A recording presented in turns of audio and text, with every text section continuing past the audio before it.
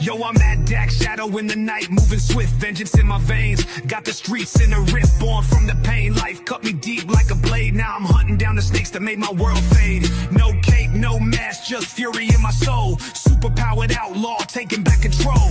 They burn my past, left scars on my heart. Now I'm ripping through the dark, tear their world apart. Unbound, I'm bringing the storm. Fury in my blood, from the ashes I'm born. No peace, just war in my sight. Vigilante in the streets, bring the pain every night.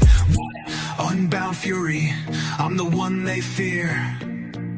C.O.U. soldier, make the wicked disappear. Yo, I'm off the leash, no chain can hold me down. City's my battleground, hear the thunder sound. Got powers in my grip, yeah, I'm breaking the mold. Turn their lies to dust, let the truth unfold.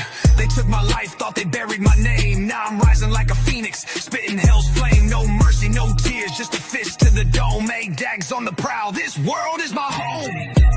Unbound, I'm bringing the storm. Fury in my blood, from the ashes I'm born. No peace, just war in my sight. Vigilante in the streets, bring the pain every night.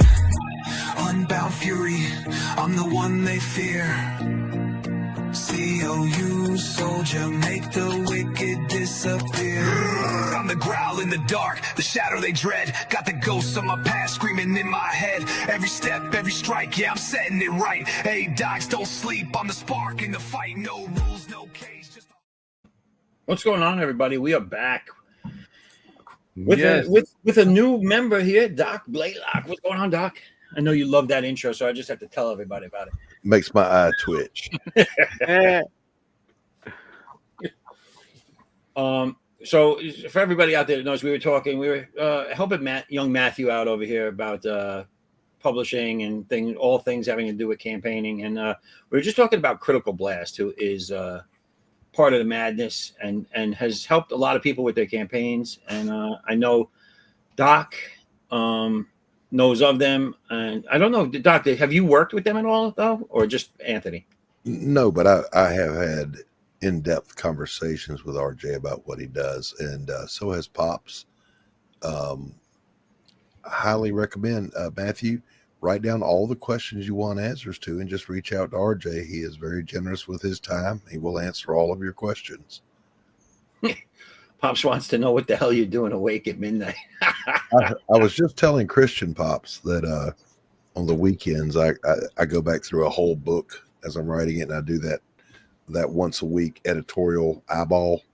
You know, when you're writing, you tell yourself what a genius you are. When you're editing, you tell yourself what an idiot you are. That's my experience. Yeah. So that's what I was doing, and I did not realize I started working at like 8:30 on the current editorial pass. I wrote most of the day, right? I look up and it's freaking midnight. I'm like, what the hell? Time went away too quick.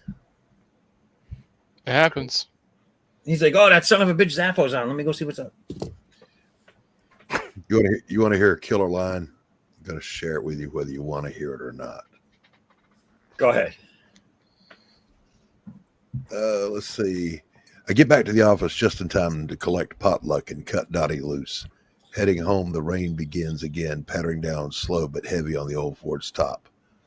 Oh, wait. That's the wrong damn line. I'm sorry. Oh, I thought that was part of it. Oh, wait. No, it's I find a vacant parking spot outside of Bailey's and head in. The tension bleeds off as I make my way to my usual booth. Miss Betty, who works the breakfast shift, is long gone. In her place, I get Gladys, a younger model pressed from the same mold. Order the fish plate and sweet tea. There are places, I'm told, who don't serve sweet tea, as though the recipe was too hard or some such mischief. People who commit such atrocities probably call their mothers by their first names. These people are not to be trusted. Nice. This all stems from him not being able to get sweet tea somewhere, I bet you. It happened to me. See, I knew it. It happened in Baton Rouge, Louisiana. And the lady took my order at a restaurant, and she said, what do you have to drink? I said, sweet tea. And she goes, there's sugar on the table. I said, I see that. I'll have sweet tea. Vic, Vic's in the chat. What's going on, Vic? What's up? Good evening, gentlemen. Hey. Vic, I'm dropping the link right there if you want to jump in. We're here. one more question. Sure. Did you guys want to hear my subtitle for my new subtitle for the Kickstarter? Sure. Paranormal investigators Carl and Emily fight the uphill battle of proving to the world that monsters are real, one client at a time. Chef's kiss. Perfect. Oh, Yeah. really? Yes. You're getting the hang of the short and sweet thing. Yeah. Mm-hmm. Because that's all you really need to tell the people. You know what I'm saying? And then they'll look in. If it strikes them, they'll look into it themselves. You know what I'm saying? Yeah. Does it So I did hurt that I've had 3 failures of this Kickstarter? Well, I mean, you're not the only person. I hear stories all the time of people that have had to relaunch, and then finally they get it to where it needs to be. You know? Okay. Yeah, the things that are going to help you get where you want to go. Have a good trailer for your product that shows people what they're going to get. Have a good elevator pitch, and then be able to communicate it effectively when you go on streams. And that's the key. You got to go on every podunk stream that will let you on. Yeah, that's what we were trying to tell him about that. Like you gotta kind of be a pain in the ass a little bit too sometimes. Mm-hmm. If it's a place you really want to be and you think you have something that you think is worth it, then just fucking be in. Yeah, people are not out there right now waiting for any of our projects. They're not sitting out there going, "Oh, if only I had a Doc Blaylock comic book." They don't know who the hell I am. Right. So you got to get out in front of people, and you got to get your product out in front of them, which means, of course, have enough art to show them. And let's face it, your words aren't what win that audience. It's the art. So have enough of it to show, and just get out there. And also just be ready for rejection, because doesn't matter who you are, you're gonna get that a lot. You can't be afraid of the rejection. If you don't get it, wow, score, big, huge. But if you just go into it knowing that people are going to say no to you, and be prepared for the worst. You know what I'm saying? Yeah, that's hard to do. And it's not easy. Perfect. Matthew, go ahead, Art. Go ahead. Yeah, a friend of mine, he recently got on YouTube, and he uses this tactic where he gives you that little wrench to be what is that, a moderator? Moderator. Page. Yeah. So he has an unlimited moderator thing, I guess. So he sees who's interested, and he makes them moderators. So it's like keeping and weeding away the people who not interested. They won't get the wrench. They'll just get thrown out by anybody who's a moderator. That means that they're true, people who are really interested and are gonna back you regardless. You know what I'm saying? So yeah, it kind of works. You can weed out who likes your stuff and who doesn't. So like there goes again with the good and bad publicity, which is still publicity. You know what I mean? you gotta kind of get your brain in this headspace. Okay, you're at a party, and there's a lot of hot girls in there, and you got to walk across that floor, Matthew, and you got to ask one of them to dance, knowing that they may look at you and say, "Oh no, get away from me." You can't be afraid of the rejection. Matthew, you got to ask the hot girl to dance, or you'll never dance with her. I know, man. Now, I didn't have that problem, Artex. The babes would come up to me and ask. So, yeah. I just pointed. That was at the bar at 4 a.m, Doc. I know. Shut up.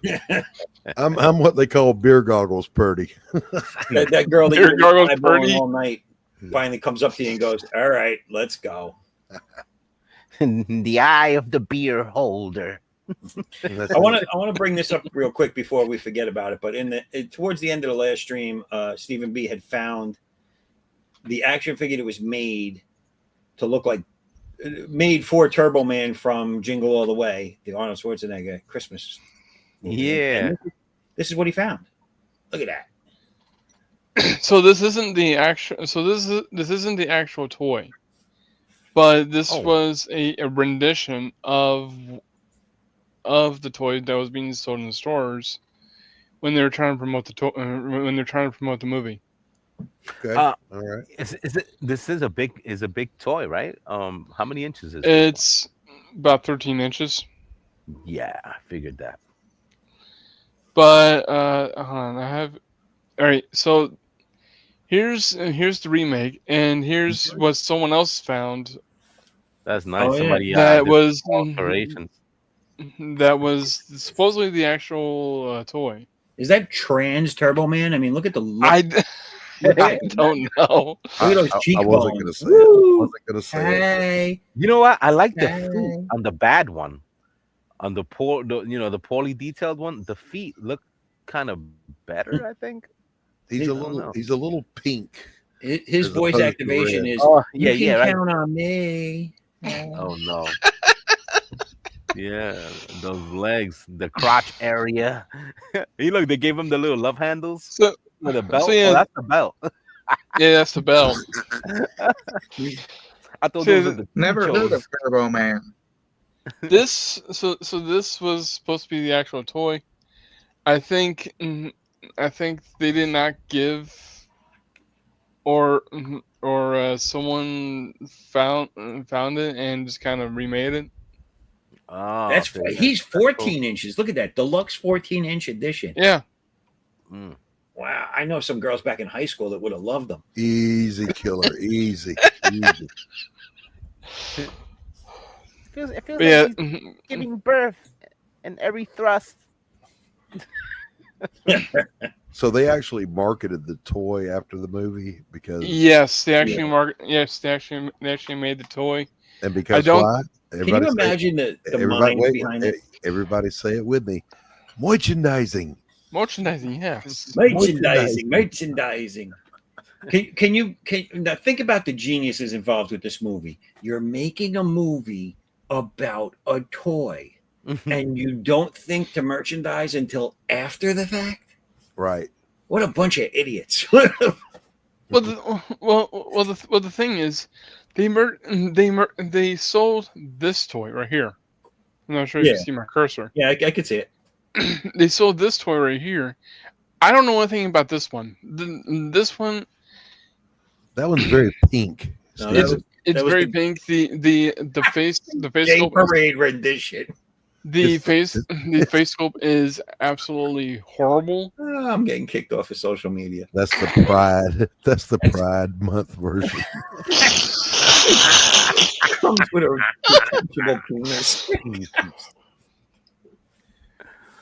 Who said that? I've been drinking. Yeah, this. It looks even worse. Look at those lips. Good Lord. Suck the chrome off a Chevy. Oh, my God. All right. So, yeah. All right. Sorry. I'm sorry. I digress. Not really. So, yeah. But I wanted to show you. I'm sorry. I couldn't look at it anymore. So they decided, you know what, we're going to remake the toy in the other version and just not even bother resculpting the face. Now, how long ago did this toy come out? How many years ago was that movie? It's gotta be over 10, right? 20 years now? I think it was around 96. Great. Yeah, 30. man. That thing, I was like, whoa, I'm going back. Wait a second. This is early.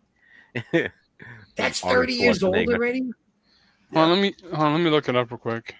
Oh, that's a pretty good toy then for 30 years old. Matthew, what were you about to say, brother? Sorry. Yeah, it was I have a picture of my new page on the screen if you can see it. Where is it? I just added it, but it went away. Oh, there it is. Can you make that bigger on your end? No.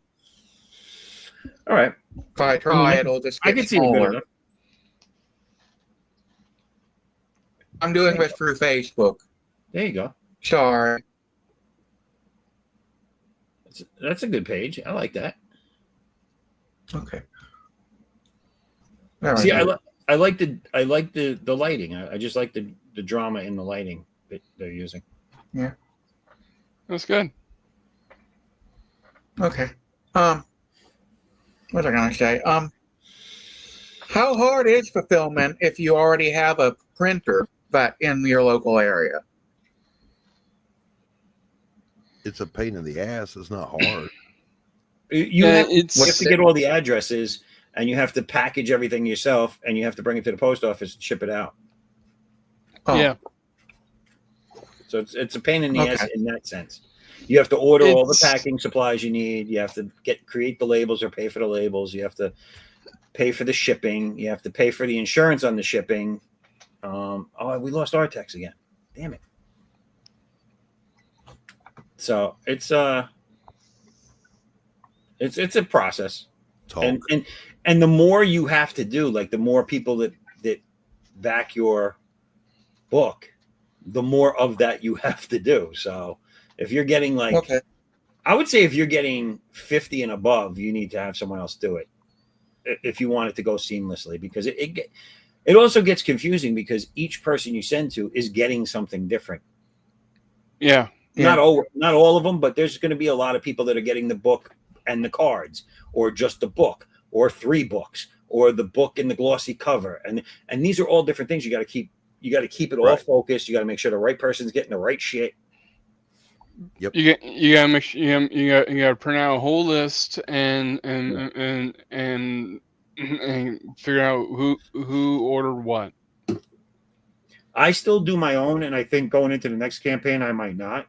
Only because I do it in several places now. I do the second chance while I'm getting ready to go to print and all that after I funded on Kickstarter. And there's just so many.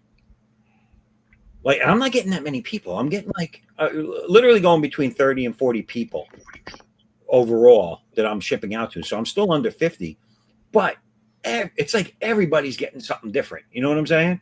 So I gotta create this checklist grid thing for myself to make sure everybody gets the right cover, that gets the right add-ons. That, you know what I'm saying? And then the second campaign that I run, things are a little different because I might not offer all the same stuff, or they might not be numbered or lettered the same. So I got to make sure that's correct. Right. So, moral to the story: talk to RJ at Critical Blast. Yeah, I think that would benefit you, Matthew. Definitely. Does it cost you a dime, Matthew? Does it cost you anything?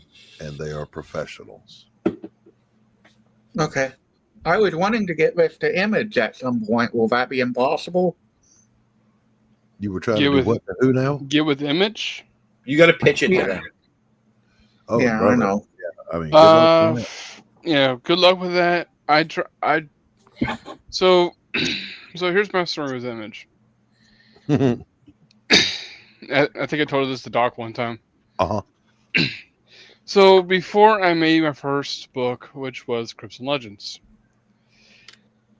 I made like a couple of pages.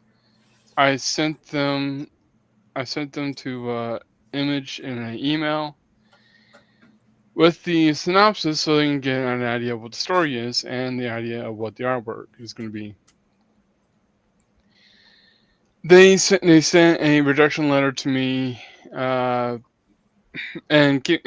also I sent it to them 8 times because I figured you had to push and push until they said yes. Well, I sent it to them 8 times. They sent me 4 letters saying no, we're not going to publish your book. But thank you for asking us. And then the other 4 times is them pretty much just keeping the door closed and just hearing them in the back, hearing them in the far back. Maybe he'll go away. So that's when I was like, okay, you know what? Screw it. I'll just try to print it. I'll just try to make it myself. Yeah, that's how everybody feels after a while. You know what I'm saying? From asking over and over. Yeah. You know it's bad if they send you a cease and desist.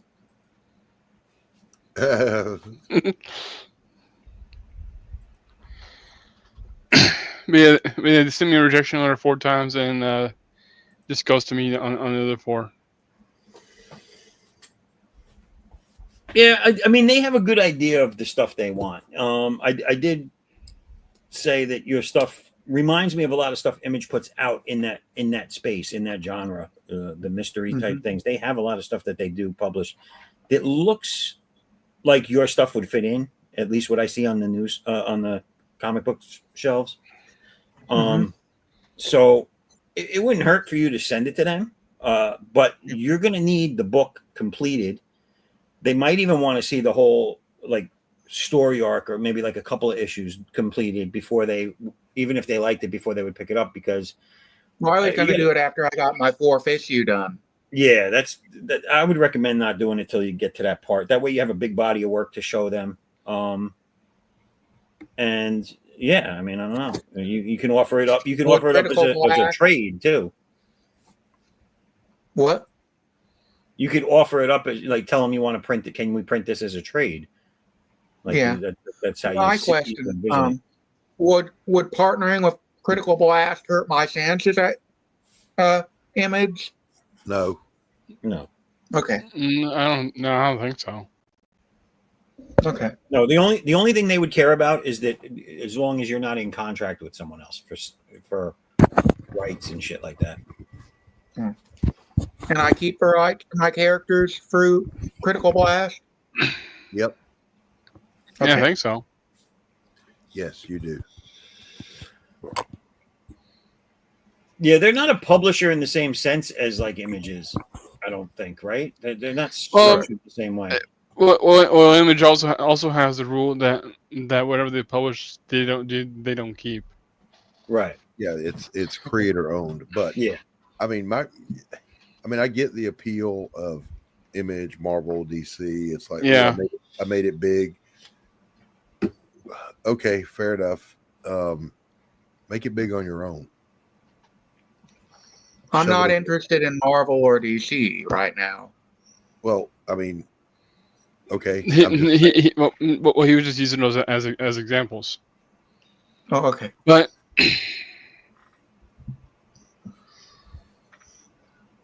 I mean, what's the goal? You want to be rich and famous, or you want to be good at what you do? You want both? What do you want? What are you after? I'd like to be able to make comics enough money off them to not have to do a job anymore. He doesn't want to work. He doesn't want to work at Walmart anymore. He's fucking sick and tired of the fat ladies with the small clothes coming in and bothering him. Well, you can put it that way if you want.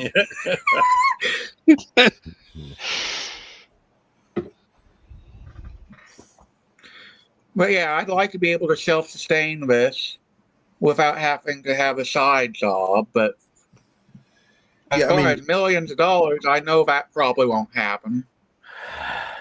The most realistic approach, Matthew, is just to consistently put out good product all on your own. Yeah. Yeah. The one thing I will say, anyone with that dream, anyone that wants that to happen, to be able to do this and not work another job, is that if you get the offer of a buyout from a company or a movie house wants to do your thing, you sign on that fucking dotted line right away. You sign away your rights to all the shit, get your money, put it in the bank, and call it a day. Another thing, Matthew, you have a team, or this was just something you just paid someone to draw this for you? Are you the writer, the artist? I have an art team and I have an editor. Okay. But we don't have a marketing or anything like that.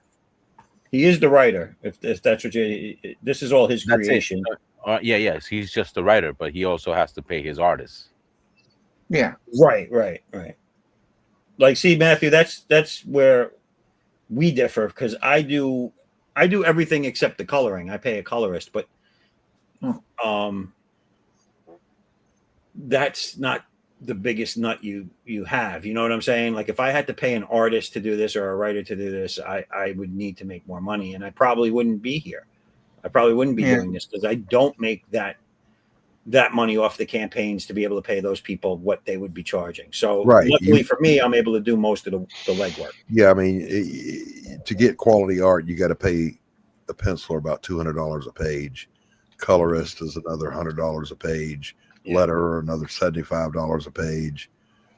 You know, so unless you're really making the bank, you either have to do it all yourself, self-finance it, or get really good at marketing. Yeah. Just go to Bangladesh. You'll be fine. Did you mention this on your campaign? What? No? That you have an actual team who is Yeah, willing I to have them continue making. listed in my Kickstarter page. Yeah, he has the rundown of the people involved, the artist and everything. That are going to be persistent if this book makes it, or they're just They like should be. right. They're not exactly under contract yet, but with the independent plan scene and to keep 'em. crowdfunding, consistency is great to find, and more power to you when you find it. But it is a hard thing to find. I've seen a lot of people have good artists that leave them for other gigs, and then they have to find someone new. Or same thing with colorists or even writers. Like, if there's a lot of artists out there that hire writers to write the story based on their creations because they just can't do it. And and if that writer has to take a better gig somewhere else, it kind of leaves them in limbo. Same for the artists. Artists are guns for hire unless you got them locked into a contract. So, right. If they're giving you a good break and say giving you $150 a page, and then someone comes along and hires them at the going rate, they're going to put you on the back burner. Yeah. I mean, you could just threaten to break their legs. I mean, but that's going to be a lot of. If they don't live near you, you got to get a plane and everything. It's a pain in the ass. It's expensive to go breaking kneecaps. It really is. I love what Artex is doing with the Popeye characters. Have you been watching this, Doc? I have. I really want to see how she ends up. I still think he needs to lose the hair in the hat, Ludo. Just picture Doc but buff. Hey, easy, killer.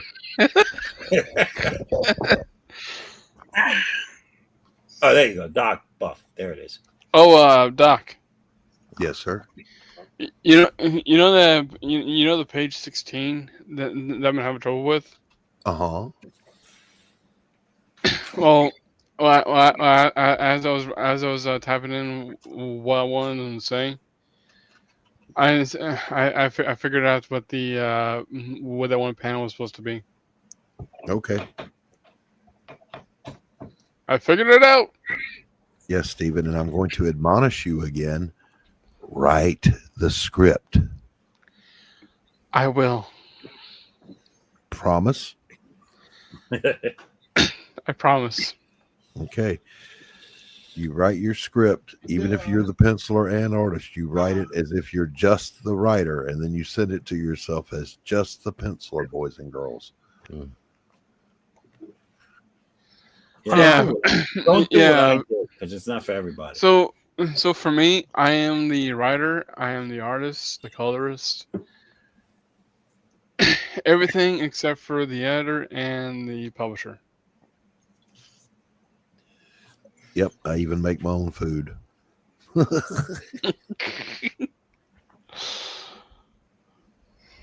He's the stripper, the pimp, he's everything. It's slices. How much does a writer usually get for? Oh, sorry. $3.80. $3.50. What? They usually get like How much does $3.80 for a comic book script page. For a comic book script A per writer? page, the going rate for a decent writer is usually around $100 a page. Oh, I was thinking of offering my services for $50, but I've been told I have so many side projects I'd never be able to do it. Well, someone telling you that doesn't mean that's the case. Is that the case? Yeah, I agree, but I don't know. Tell him to fuck off. Okay. But nicely. I mean, I would say this too, though. If you're strictly a writer and you're looking to write and make money doing it, then get your writing reviewed by people who read. Okay. Should I wait till my comic's done, or and kickstart it, or should I offer that service now? Sure. Put it up that you are available for doing that, or that you are capable of doing that. Yeah. I'm sure someone would pop off. I think the one thing you need to be self-aware of is what you can get done in a time frame. Yeah. Because if you're doing your own book and then you're going to take a job doing someone else's story, and then you're going to start, like, if you're spreading yourself out too thin and there's not enough hours in the day, that's where you're gonna jam yourself up, and you're gonna end up getting a bad rap as the guy that takes on too much work and can't finish it. Right. And get together, some of your scripts that that are really polished and that you think work really well, and send them to somebody like Mike Barron and say, "Hey, Mr. Barron, would you mind giving me your feedback on my scripts or any critique?" I mean, the worst thing that happens is the word no, and the answer is always no until you ask. Who's Mike Meriden? I'm sorry, what? Who is it? Mike Barron. Who's that? Who's Mike Barron? He's a 3-time Eisner Award-winning writer of The Punisher, Batman. Oh. Usually when I talk to people like that, they're like, who? And just stop, don't talk to me again. Mike Barron is very approachable, and he's one of the nicest people you'll ever meet. Okay. But he does not waste his time. So he won't spend a lot of time blowing smoke up your ass, is what I'm telling you. If it's good, he'll tell you. If it needs work, he'll tell you. Okay. I think I gotta go to the bathroom. Sorry. Bye. I appreciate you telling us. I'm sorry. Bye. Yeah, all right. You heard it here first, folks. This is breaking news. I think I have to go use the facilities. How can this show not be an award winner? I mean, we got people taking dookies on stream. Making a note of it. I gotta go make poo poo. I mean, that's gotta be a goddamn YouTube first. I'm gonna go take a shit. What is that?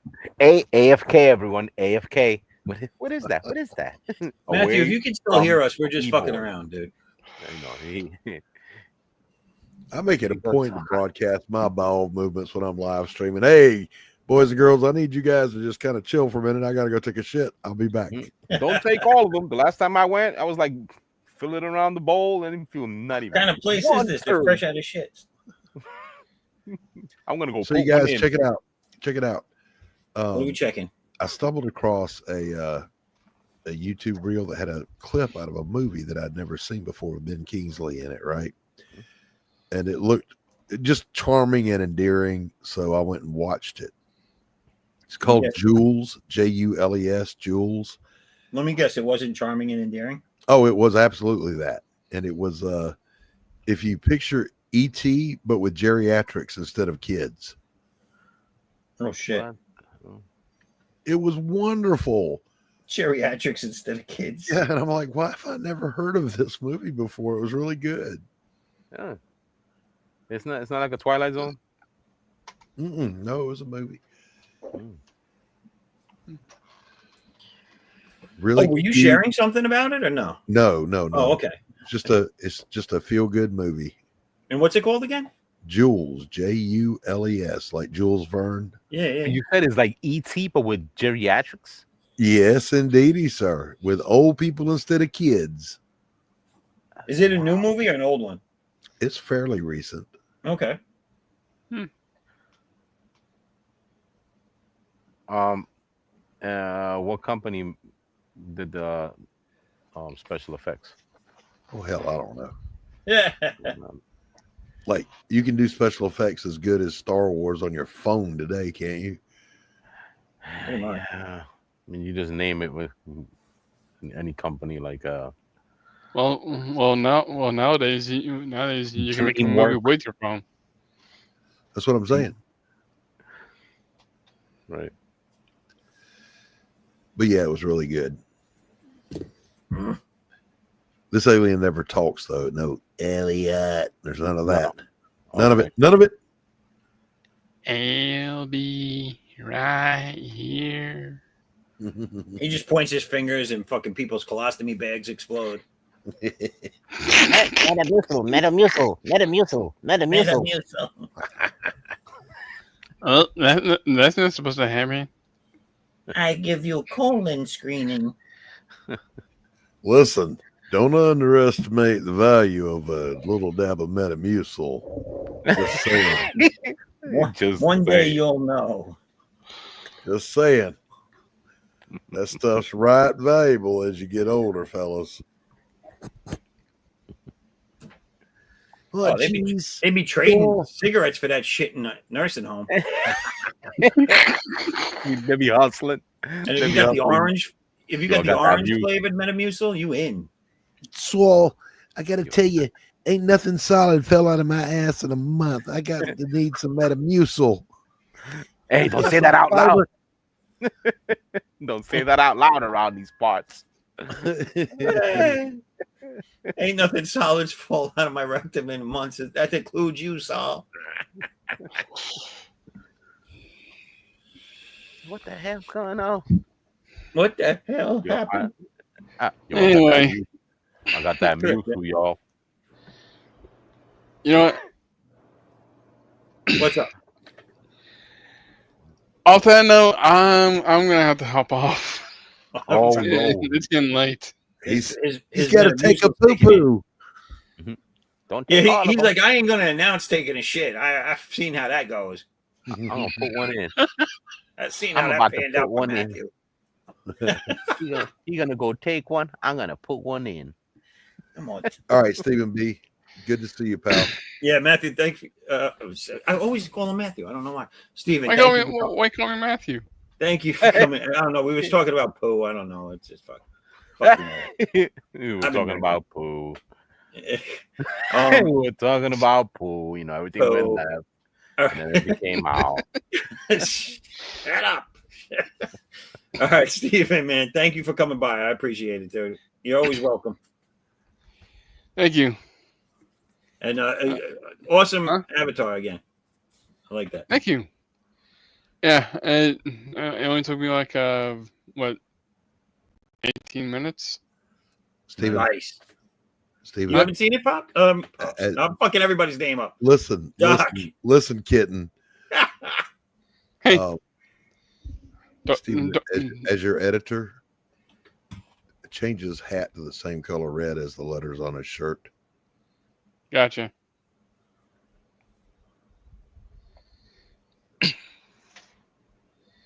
Oh, what are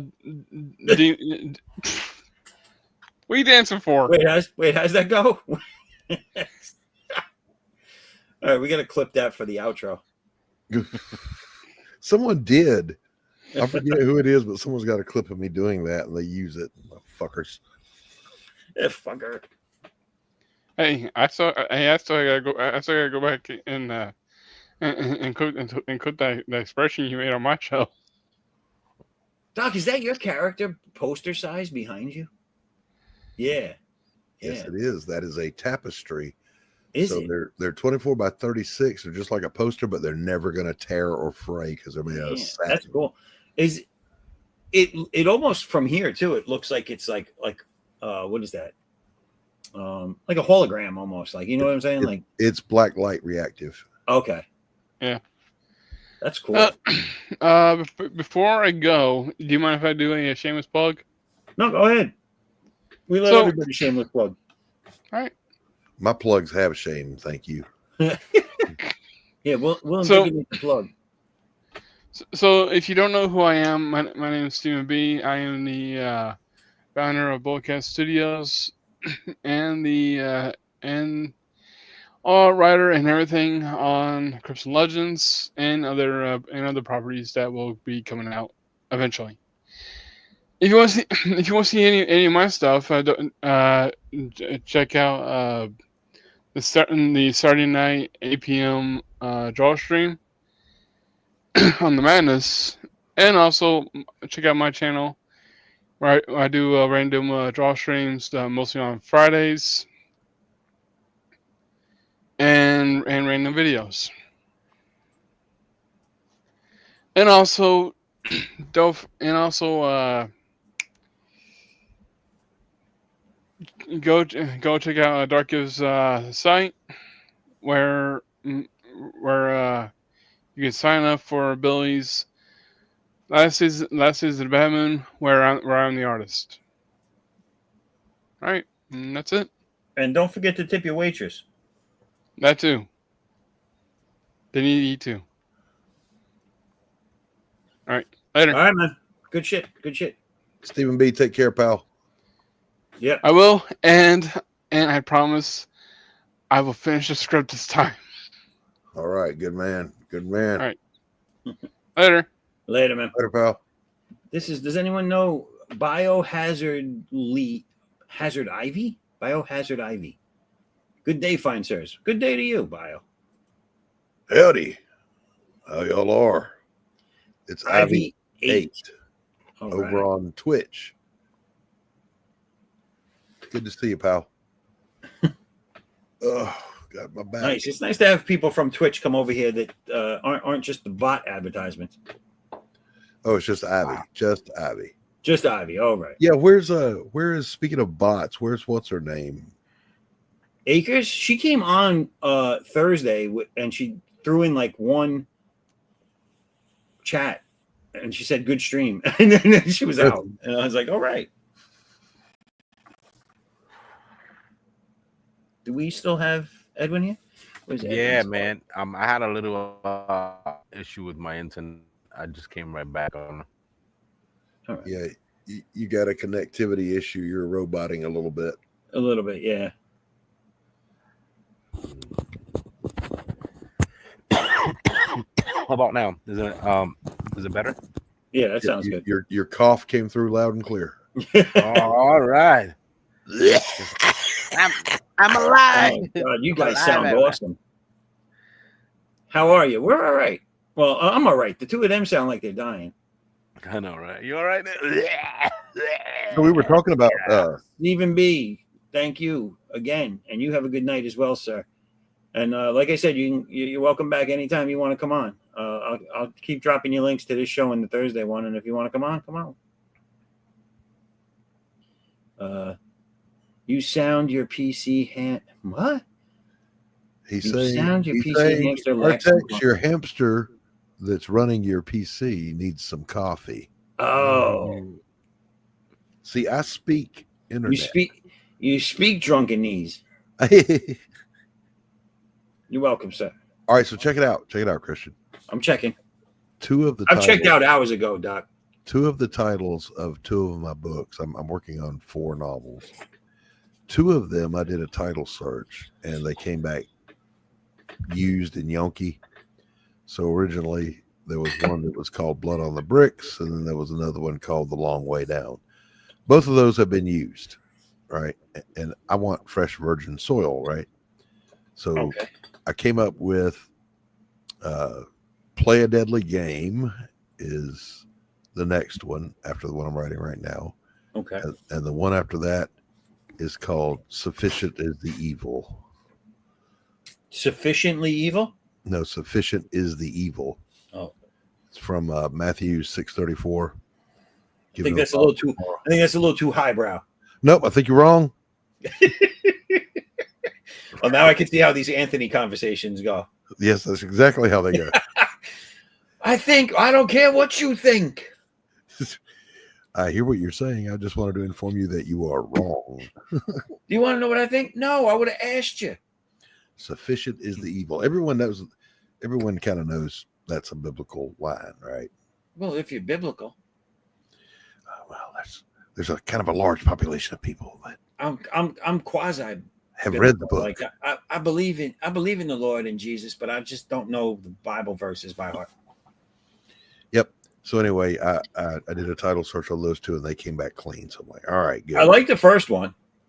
Yeah, Play a Deadly Game. Yeah. I don't dislike the second one. It's a lot, though. You don't think it's a lot? No. Okay. Oh, listen, I don't get paid to think, so I'm just saying. I mean, you asked, I answered. What do you want? Fuck you, it sucks. But, you know. No, so, I mean, are they pertinent to the story. I guess they are. If you, Yeah, I try to make sure my titles aren't just some kind of abstract. They got to tie into the story. well, now you got to read us the story because we need to know how they fit in. I ain't reading you. I ain't reading shit to you. I ain't reading 100,000 words. I want to know how. You know, my cat's a pain in the ass, dude. I see this little corner of white thing sticking out from under all my shit under my desk, and it's my remote to my heater. Mm-hmm. And it used to be way up here, so I know he fucked with it. That damn cat. Yesterday, speaking of pets getting into stuff, my dog did something that she has never done before. I fixed myself a snack, and I went back into the kitchen to get something that I forgot. And I came back and I looked at my glass. I had made myself a nice tall glass of milk to go with my peanut butter cookies. And I looked at that glass and it was not full. And I went, I don't remember pouring only 3/4 of a glass. So I went back into the kitchen for just a moment. I peeked around the corner toward the living room, and there she was. Paws up on the coffee table, snout in my milk. Oh, shit. Wow, that's crazy. So all I had to say to her, I stepped around the corner. I said, "Excuse me, ma'am."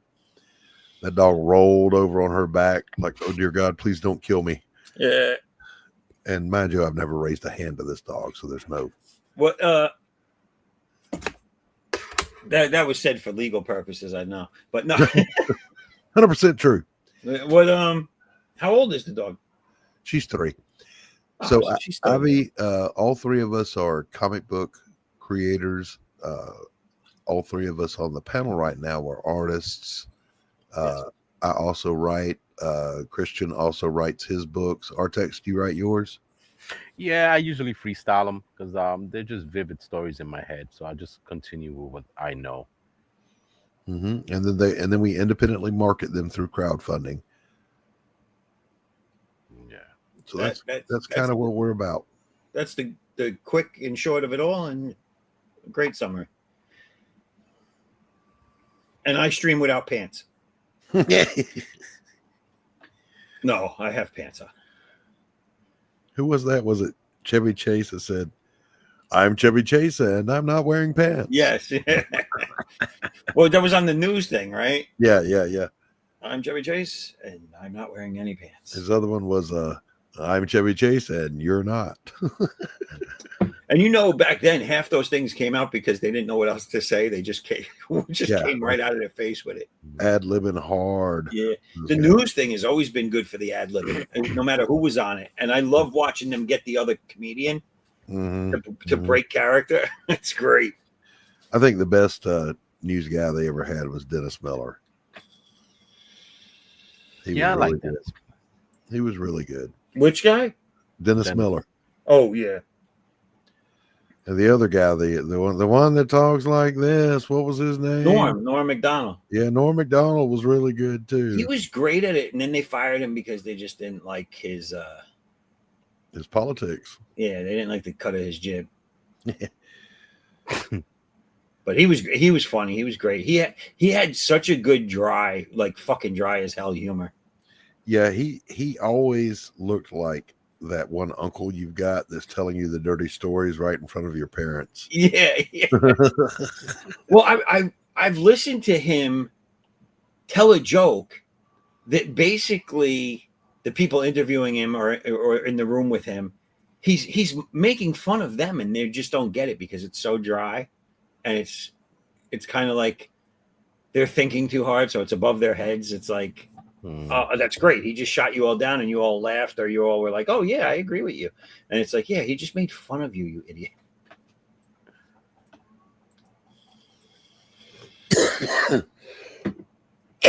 Pardon me.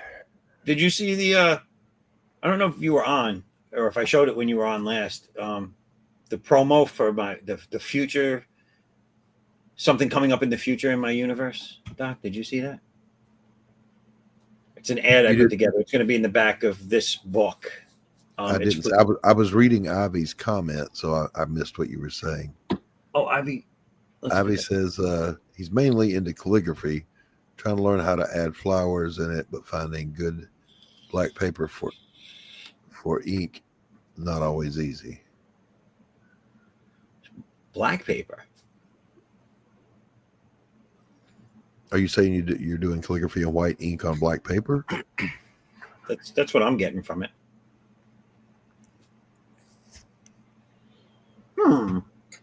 Yes, he says. Right on. That's cool. I mean, I wouldn't worry about the black paper as much as where the hell do you find white ink that'll go opaque and flow? It'll flow like that, right? Yeah. The black paper part is easy, pal. Let me give you a tip we use. Get yourself some Bristol board, some 200-pound plate finish Bristol board, cold press, a brush, and some India ink, and just paint the page. You buy a little cheap airbrush. You can Blush some things black. get a little mask if you feel. There are some companies that make a good like a vellum black. Mm-hmm. And You can get that matte finish black, which make white stand out ridiculous. Some of the black papers that they sell in book form or even individually in stores, though, in art stores, I don't know why, but they have like a construction paper texture to it. So when you write on it, they do. But I was also going to say you can go to any art box store, Hobby Lobby, whatever. That they have black poster board, and that's basically black Bristol board. Yeah.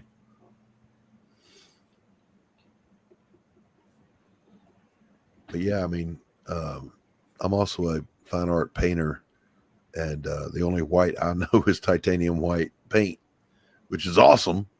Yeah. I like to use the Createx. I want to see someone do calligraphy with whiteout. I'm sure there's someone out there that can do it. I got a little, as you say that, I'm looking at a little tub of Doc Martens. Yeah. And not for nothing, there's probably someone out there that can do it in whiteout, and it probably looks better than I could do it with regular ink. Right. I'm with you. And I'm not trying to be, but there might be inmates at this who do it. Yeah. Like that dude that can paint Absolutely photorealistic dogs with his mouth. Did you ever see that guy? Oh, Jesus. No. He paints, but he either can't use his arms or he doesn't have arms. I don't remember the deal, but he paints with puts the brush in his mouth, paints with his head. Yeah. I mean, I've seen more than one person do that. I've also seen them paint with their feet. Yeah. Gross, but they can do it. I met this guy named Brawly Legs. He has no hands. He plays video games with his mouth. With his mouth? How the hell do you do that? Yeah, man. He puts it on his face and he goes at it, bro. Street Fighter and everything. Oh shit! Yeah. If you probably all bruised up. If you put a microphone down there, it's yo, it's crazy. It is. You know how many girls probably watch him on stream and they're like, "Oh, I gotta get his number." He's amazing. That tongue's just hi.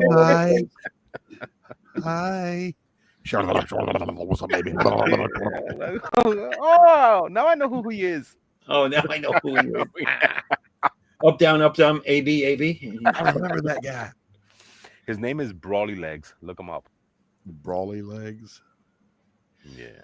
So, Doc, I'm gonna put this up. This is my character. It's an ad for the future, a future storyline of my comic universe, the C.O.U.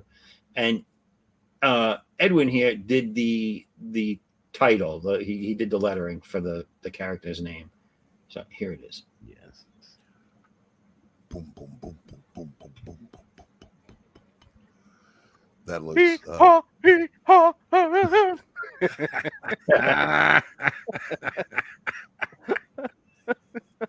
Chef's kiss. What else can you say? Yeah, look great. Fucking Artex.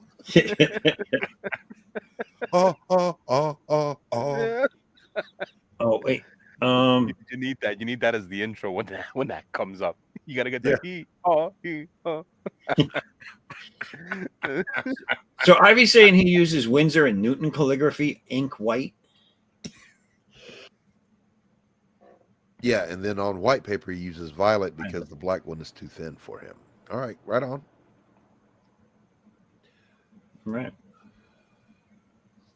Now, Ivy, as that relates to our world, you could do cover logos for people's books in our world, or you could become a letterer, which is not, exactly beautiful calligraphy, but it is an art. And traditional letterers are getting hard to come by. Yeah, the fun in the lettering, I would think, for someone that does lettering would be like the sound effects or a character with a gruff type voice, and you want to show the difference. Say it with me, onomatopoeia. I don't want to pee on you. Awana Hakalugi means I love you. Awana Hakalugi means I do. All right, that's enough of that. This is Doc After Hours with no coffee. But what is that? What are you drinking? What is that? Sweet tea. Is that Mr. Pibbs? Sorry. It's a ghetto version of Dr. Pepper. It's Ghetto Pepper, Dr. Ghetto. Have you ever drank Mr. Pibbs? Mr. Pibb is an abomination. It's like polar seltzer. He couldn't even stick it out and get his degree. It could be Dr. Pibbs, right? He could have been, even Dr. Topper from Dollar General at least got his degree. Yeah. Right. And the insurance guy is a general, so it don't matter. Jeez. Oh, Jesus. These are the jokes, people. They're far and few between, and they're not really funny, but this is what we got. He said, "This is what we got." Oh, what the hell am I looking at? It's Robin with a fucking full facial hair. Oh, there we go. Trying to change the design up, see what I can come up with. I like it though. Like I like the hair, the big facial hair with the bald head and the little hat. Right. Makes him look tough and like change the Edwin, change the sailor cap to a little bowler derby. Yeah, because that's what he has, right? Well, even if he doesn't, he oughta. I thought doesn't Bluto wear the little longshoreman hat? I don't know. Yeah, it changed up a few times. But that's true. That's true. It's changed.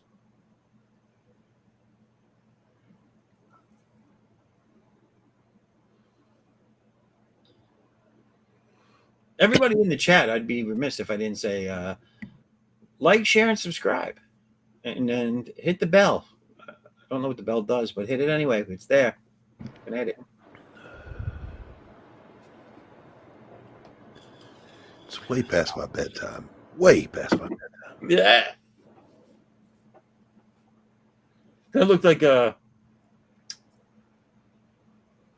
what's that tool called that they use on wood? It like planes the wood. A plane. Is that what it is? It's not. There's no special name. A wood plane? It's a plane. That's what the hat looked like for a second there. It looked like a wood plane on the head. Yeah. I want to see how much. Now he's got a yarmulke on the back of his head. Wait a minute now. So I want everybody watching to take a good look at what Edwin's drawing, right? Has everybody got that? Everybody's got that? All right. Come on. Look, even got the attitude and the cigarette hanging out the mouth. Look at that. Woo! I'm sorry. I gotta get a nice. I'd like to formally apologize for that last joke. It was in bad taste.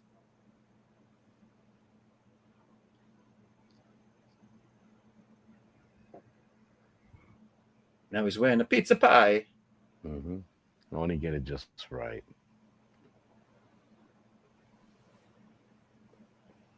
Now, is he going to be wearing a pea coat? Remember we were talking about that? Yeah. Oh, wait. We had that question for Akers, and she didn't come on except to say good stream. But maybe Doc, where did the name pea coat come from? Like, what does pea coat mean? Well, I know it's spelled PEA. Right. Coat, and I have no idea where that name comes from. I will look it up. But I do know this.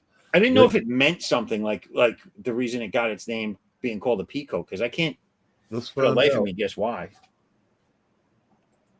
Let's find out. Oh, we have a new Ivy. I write in mainly copperplate and Hebrew, but a lot of things is art. I like the fact that you use things. That's even just writing a book and pull people in with words is an art form. Yes, I agree with you. It's from a Dutch word, pjakker, which referred to a type of coarse woolen jacket worn by sailors in the 18th century. Over time, English-speaking sailors adopted the style, and the name morphed into peacoat. All right, so it's just bad accents creating peacoat. Yep. Gotcha. And all I can say is when I saw the original Dutch word there, it had a lot of J's in it. Yeah, right. Like, J's? What? Get out of here. Get out of here. If I saw that, I'd call it a peacoat too. Do you so in construction, my day job, I work with a lot of Polish contractors. And I got to tell you, they tell me their name and then I see it written out and I'm like, okay, so you know what your name is, you just can't read or write. Like your whole country just can't read or write because there's K's, Z's, Y's in places they shouldn't be. Mm-hmm. I mean, the guy's name's Peter and no, it ain't. No, it ain't. Like you look at it written out, that's not Peter. Yeah, it's crazy. Oh, it's insane. And there, people are like, oh, because I'm part Greek and my last name comes from the Greek side. And but they're like, oh, you Greeks, you all have big long names and this, that, and I was like, have you looked at Polish last names? I mean, you could try and get a Polish person on your team and put their name on your jersey, see how that works out. Vasily Begorovich, what are you talking about? Das Wunderkind. You try to broadcast that and you announcers going over a play. By the time he says your name, 4 of the plays happened. Right. That's why they used to say, there goes Ski. Ski's running down the backfield. Look at that Polak go. Look at that go, Polak go. For all of you that are Polish out there, it's all in good, clean fun. Remember that they had like a bunch of people was coming up with a Polish joke. It was always about it being funny because suppose they didn't know much. The little Polak, yeah. Oh gosh. Is that how did the little Polak die? He was smoking on the roof and he threw the wrong butt off. He kept the ring. He kept the ring. Oh no. There was another one. What was it? Oh, why did the little Polak build his house round? So he wouldn't pee in the corner. What do you know about funny? That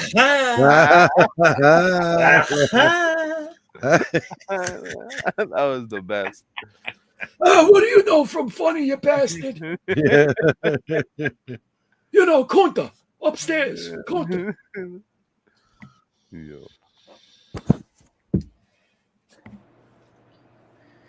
What was that? There was a joke with Polak with he buys chickens because he wanted eggplants. So the guy sold him chickens and he goes, oh, we waited and we didn't get no eggplants. And he goes, it's because you buried them upside down. Boom.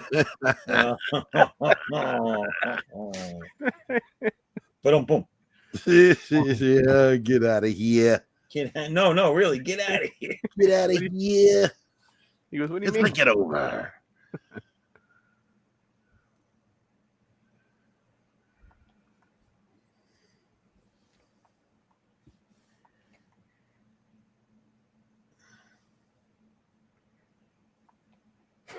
Calling it an eggplant.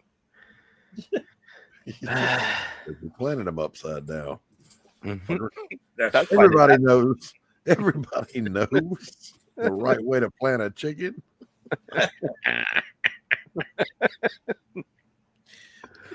Oh wow. The I've guy been is waiting like, he's too like, long. oh, it's your fault, buddy. You the one who buried them upside down. They died.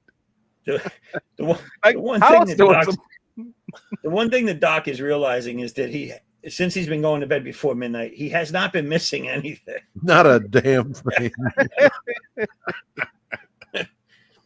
His fear of missing out has just been alleviated. I don't suffer from FOMO like other people. Like, I forget to do shit like check social media, check email. Yeah. Yeah. I'm with you on the email thing, dude. I got I got 11,000 emails that are waiting to be looked at. Oh man. My wife was telling me, why don't you just delete them and get them out of there? I'm like, because I know there's something in there that I'm gonna need. Yeah, just as sure as sugar. As soon as I delete all this shit, there'll be one of them I need. Like the next day, it'll go, reference the email I sent you on February the 1st. Please be advised that this is actionable immediately. Yeah. What? You know, when the IRS knocks at my door and they're like, "Oh, we sent you an email," I'll be like, "Fuck." Yeah, yeah, prove it. Can you take me away tomorrow? Can you? Kind of busy. We checked your email. It says Microsoft needs their $2. Columbia House emailed you. They want their $1.99. Yeah, that you've owed them since '83. Yeah. You better still have Journey Escape, baby. You better still finally traced you. You can either pay the money or give it back. Give it back. I will- sold that at a garage sale 10 years We ago. want the 8-track back, you bastard. Like we know you jumped on that deal. We know want the you- real to real. Yo, that was crazy, right? On how I didn't get no bill. Did you get a bill? I never got a bill. Did you get a bill? I didn't get a bill. I don't know. That's their fault. They're the ones who did that. At 99 cents, you get 20 movies. I mean 20 CDs. Like, Right? like what the hell? Imagine if those infomercials like worked from way back in the day, and you know, picture them. It's like, and for just 13 cents, you too can have Bing Crosby come to your house for a week. Send all his greatest hits. Wow. Because they didn't really have shit to send you. You couldn't get a tape or a CD or. I like Mitch Hedberg's take on it. He said he was watching a infomercial, and the guy said, "Forget everything you know about vinyl seat covers." So I did.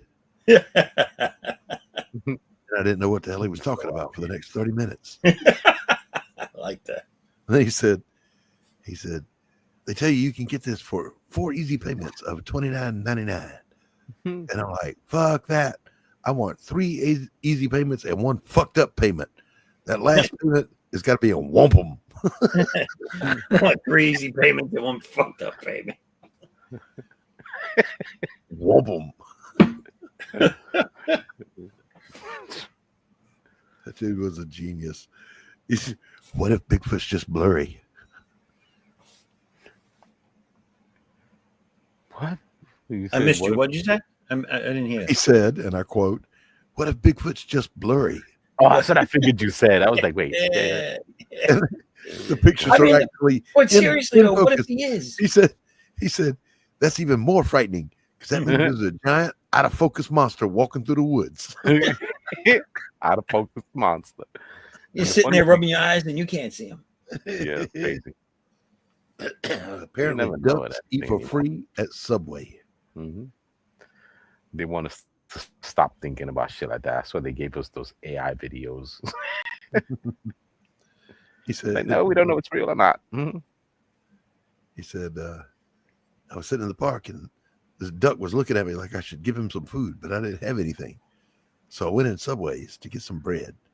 And I said, how much for just some bread? He said, we don't sell bread. You got to make a sandwich.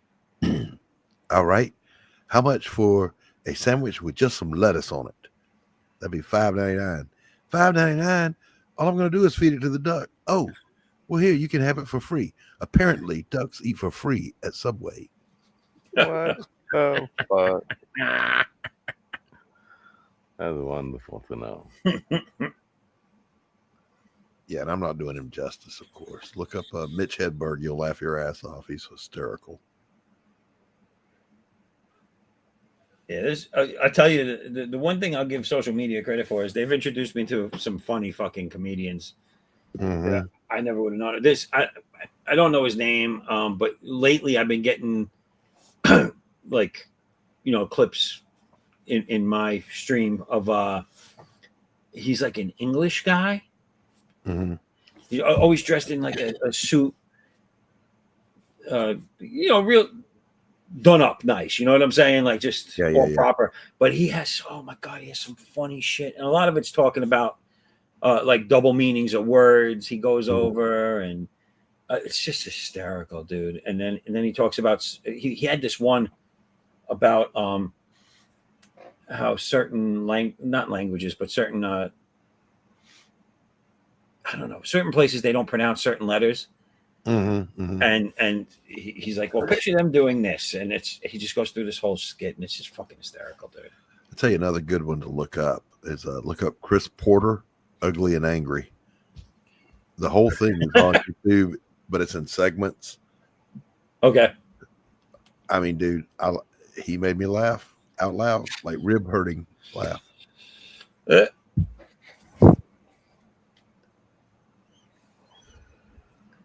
They had another guy. Is it autism where they get the nervous energy in their arms? They can't control their hands. No, I think that's Mal Parkinson's. No, not Parkinson's. This is just when they get excited. They start. They're just hyper. Yeah. Hyper. Okay. So there's a comedian that has that problem, and he's another one. He's fucking funny. I got to get the names of these people. Like the way Bob Goldthwait talks. No, it's not the way he talks. You ever see people when they're in, they have the disease they have, or the syndrome they have, when they're talking to you, they stutter a little bit, but their hands are just doing wild shit. Yeah. Like and it's because their mind processes things too fast. Yeah. I've never had that problem. I have the. I've got what they call relaxed thinking. It's so relaxed. If it was any more relaxed, it'd be dead thinking. That was a line from Rocky, by the way. I got what they call relaxed thinking. Yeah. And there's an overlooked line at the beginning of Rocky 2 where they're rolling them both into the ER because the fight was so brutal. And they said, Mr. Balboa, is there any brain damage? And he goes, yeah, I don't see none. Yeah, I don't see none. That's great. I don't see none. Oh, good Lord, that's hysterical. Sylvester Stallone used to be funny. Did you see his new show? I watched season 1 and season 2, and it's a fairly good show. The problem is Sly is still in the 80s in the way he structures his stories. Mm-hmm. So there has to be this totally unbelievable big brawl between him and whoever that season's big bad is at the end of it. I think that's him. I think something about him. He needs to be fighting somebody. Yeah, I mean it's that 80s formula, that Die Hard. You gotta have the big boss to fight at the end of it all. He can't, like season 1 and season 2 throughout the course of the show was building up fairly good dramatic suspense, But no, we gotta have a payoff where there's a big brawl between his boys and their boys. This doesn't happen in reality. At least not more than once. Not fucking 3 years in a row. Yeah. Yeah, someone was telling me once because I've only seen a couple of episodes, but someone was telling me once because they watch it religiously. They're like, yeah, I think they're going to whack him in the next season. And I said, well, then that's the last season, right? Yeah. And they're like, no, I don't think so. I said, well, he's not going to let it go on without him. Yeah, that's his show. Yeah, it's not. He's not going to get whacked and then just let it keep going. I don't see that happening. Oh, what do you mean I'm gonna get whacked? It's my show. All right, pal. I think I'm going to bed. All right. Well, Doc, it's always a pleasure to have you on. But let me embiggenate you so you can talk to the kind people out there in TV land. Hi. Hello. Let them know what you're all about if they don't already know. Hello. I'm a writer. I'm an artist. I have books out there. You can go find them over on Fund My Comic. You can get the comic book for A Damn Dirty Thing, a supernatural noir story, or you can get the novella wherever books are sold. And also have a last chance opportunity to get issue 1 of the Pariah Saga, Pariah Blood and Mud, on Fund My Comic. There it is, everybody. So go support the good old Doc Blaylock. And Doc, I appreciate you coming on tonight. Always a pleasure to have you on. Always a fun thanks time. for having me, pal. I appreciate it. Anytime. You're always welcome. So, yeah, until next time. Yep. Edwin, always a pleasure to see you, sir. Same here, bro. You guys. Have a good night, morning. Peace out. Later. Yeah, later. And then there were two. And then there were two. Yo, how do you like the title of it being Popeye Goes Dark? That's what you want to call it, Popeye Goes Dark? Yeah, I was thinking about that. Popeye Goes Dark. Now, I'm thinking like, should I put the Popeye in the dark lettering, or should I put the word Goes Dark in the Popeye lettering? So here's the only problem I have with Popeye Goes Dark is that it's, do you want this to be the way they always were? Like, this is your imagination. This is your reimagining of them being this way. So it's not like that he went dark. He's just dark. Yeah. Right. That's how I have it titled at the moment. It just says Popeye Dark. So I was like, okay, let me, I wrote that down to see what I was going to come up with in between it. Like, Goes Dark, or, because I do have a title thing where it's called Of the Dark. So I was thinking of using that as well. I have a blue line paper that I titled that because it was supposed to be something like Annie were working on. Call it like Popeye, the dark sailor of the 7 seas. You know what I'm saying? They got a big old black ship. Gothai. Arg me hearty. Wow. I know I've seen somebody who did a good Popeye rendition. He's fighting somebody real quick. I think he posted a page one time. I don't remember the artist, but that was pretty cool. You know what I'm saying? If they did do a Popeye, exclusive, I think it was Liefeld who also tried to do something. I don't know. I don't remember. I never saw it if he did one. Yeah, I think you should make it like something like Popeye the Kraken Slayer or something. You know what I'm saying? The Kraken. I know, right? Imagine him being like Nemo.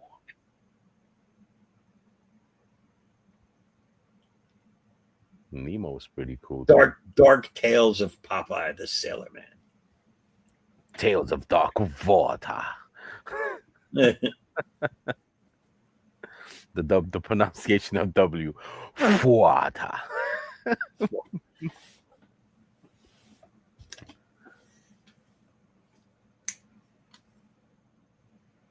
I like that.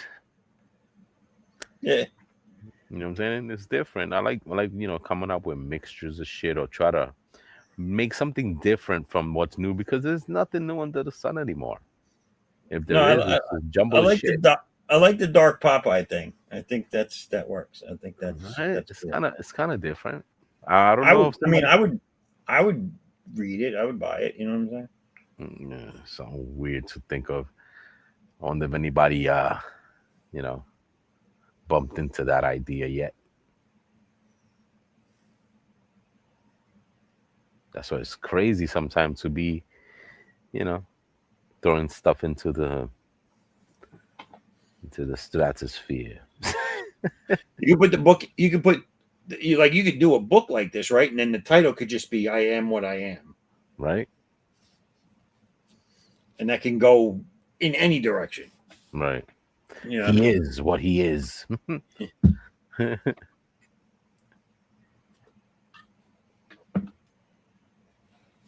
oh, Popeye.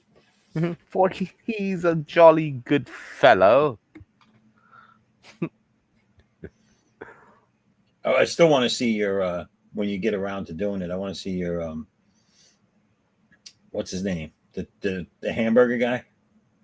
Oh, yeah.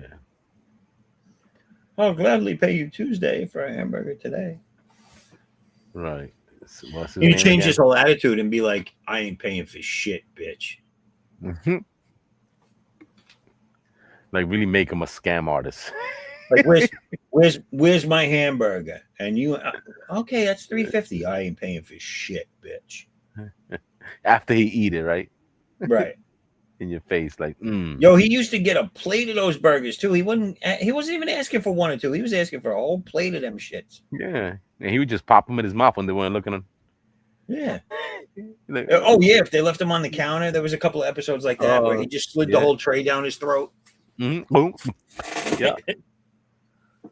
Like, dude, that was just one. Yeah, it was. They were like, where the burgers go? I just put them down for a second. Oh. That like, cartoon progressed. The animation started getting ridiculously good. The fight scenes that they had was pretty decent. For the Stein, you know what I mean? Because Alice the Goon, yo. Alice the Goon. Ain't nobody got I love her. Yeah, she dances her ass off with them shoes. Hollywood. Dun, dun, dun, dun, dun, dun, dun. Yeah. She looked like that girl from the Alice the Goon. After marriage, the honeymoon. That's crazy.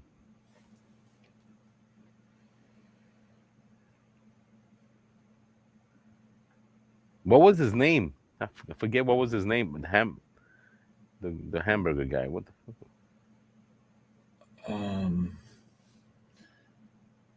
Wimpy. Yo, now I see him. Now I see his face. He had the bowler hat. I knew one of them had it. He had the bowler hat. Yeah. And all their hats were tiny and on the top of their heads. Right? Yeah. Sons of bitches. Let me see.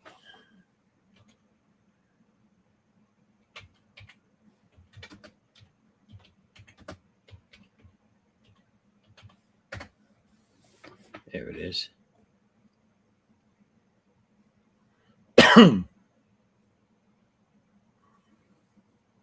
He changed a lot over time too. Yeah, I forgot his little hat looked crazy too. Yes, it's hard to remember. It's that they're shaped. They make his head like a bean. You know what I mean? They give him the nose, the eyes, the stupid fucking hat. That's it's quick. He's a quick design. Wop wop wop, done. That's him. Yeah, see if I can embiggenate this at all. It's probably as best as I can get, right? Hold on.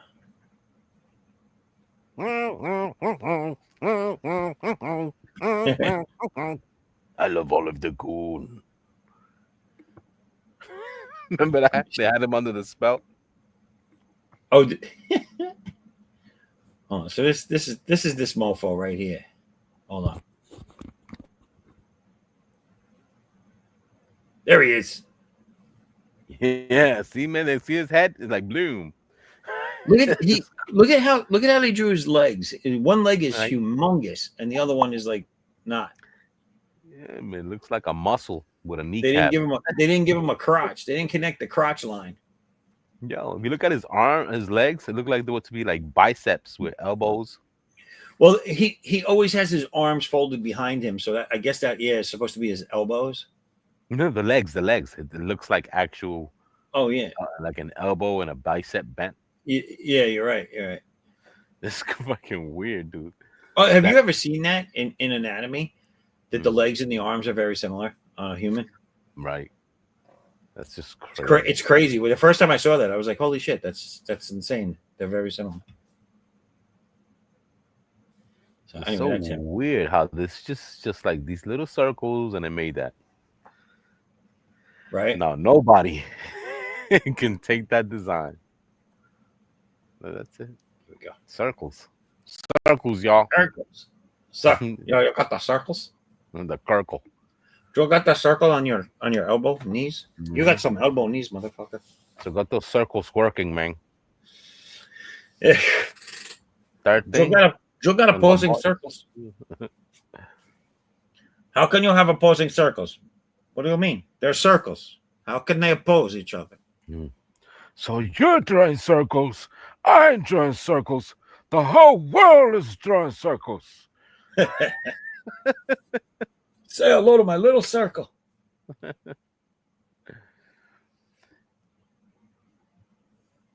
You know, the whole world is drawing little circles. Yeah. Like, why you pause so long? Fuck your circles, man. She's not for you, man. She's not for you. That movie was just crazy, man. Scarface, like, Yeah. that man just stole that show, man. He's crazy. I liked it, but the shower scene still disturbs me. Oh, which one? Will he kill his brother? Yeah. Naughty leg, eh?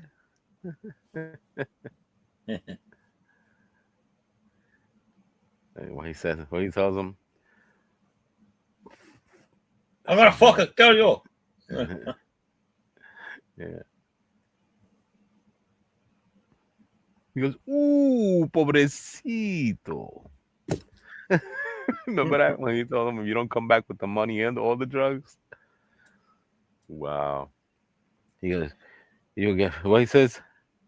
So you faster than a rabbit gets fucked. Some shit he said. He said, faster than a rabbit gets fucked. Some shit. Watch them yourself.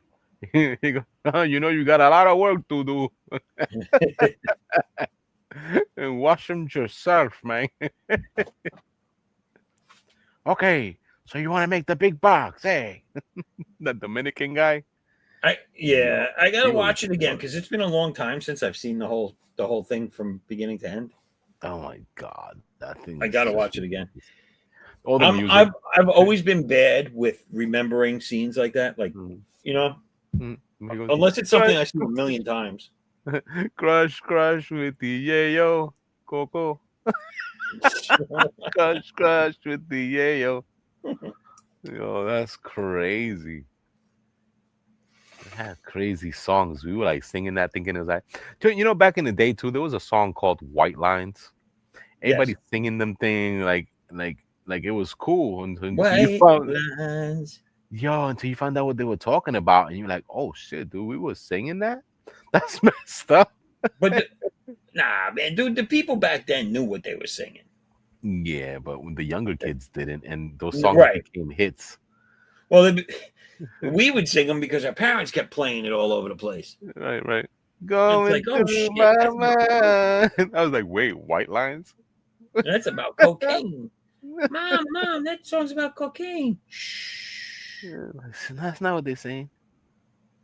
You're saying long lines when you go get the money and the cashier. Now shut up and go do your homework. Homework? Yeah. I used to do my homework in class. At time when I went home, I didn't want to do no fucking homework. There was a lot of people that would try doing that. Yeah. I wanted to run and slide on my kneecaps to watch He-Man. Yeah. Slide on my kneecaps with a bowl of cereal that I was looking at like it was a tablet.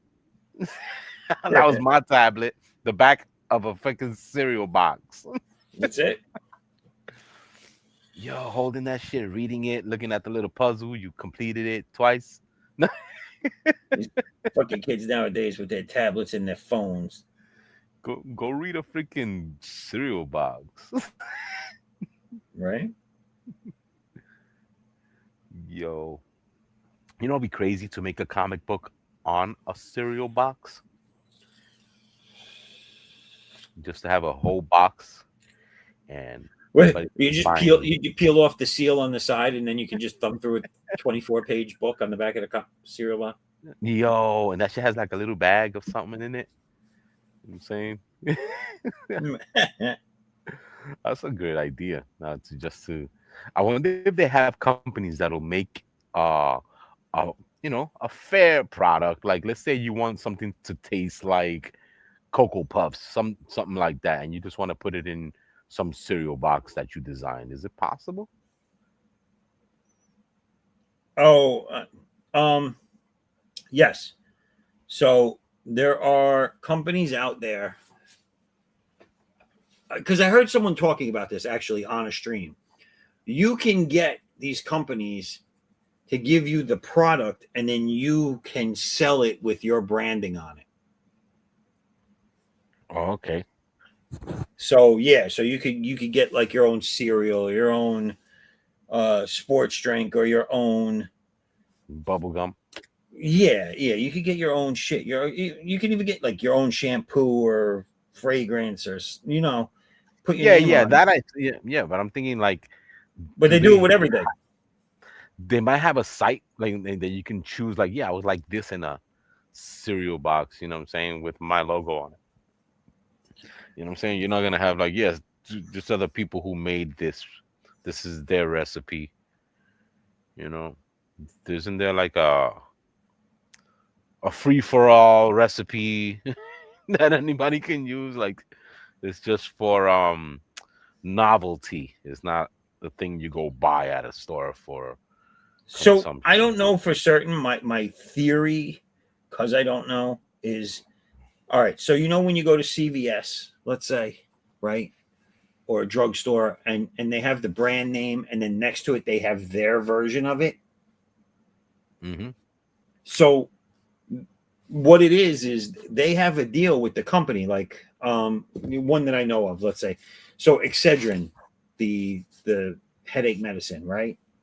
Mm-hmm. CVS has its own brand.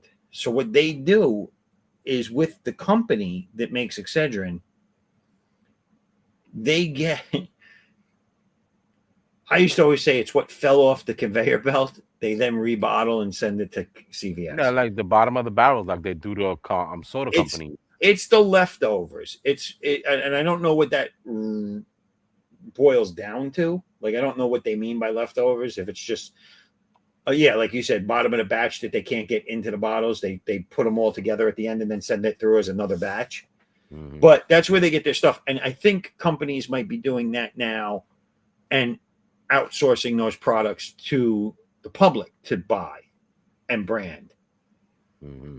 You know what I'm saying? So like, maybe like a batch of Coca-Cola didn't come out tasting exactly the right way. Maybe it wasn't made with the right parts per million of the ingredients. So that now becomes Bob's backdoor cola. You know what I'm saying? Like, right. Oh, all right.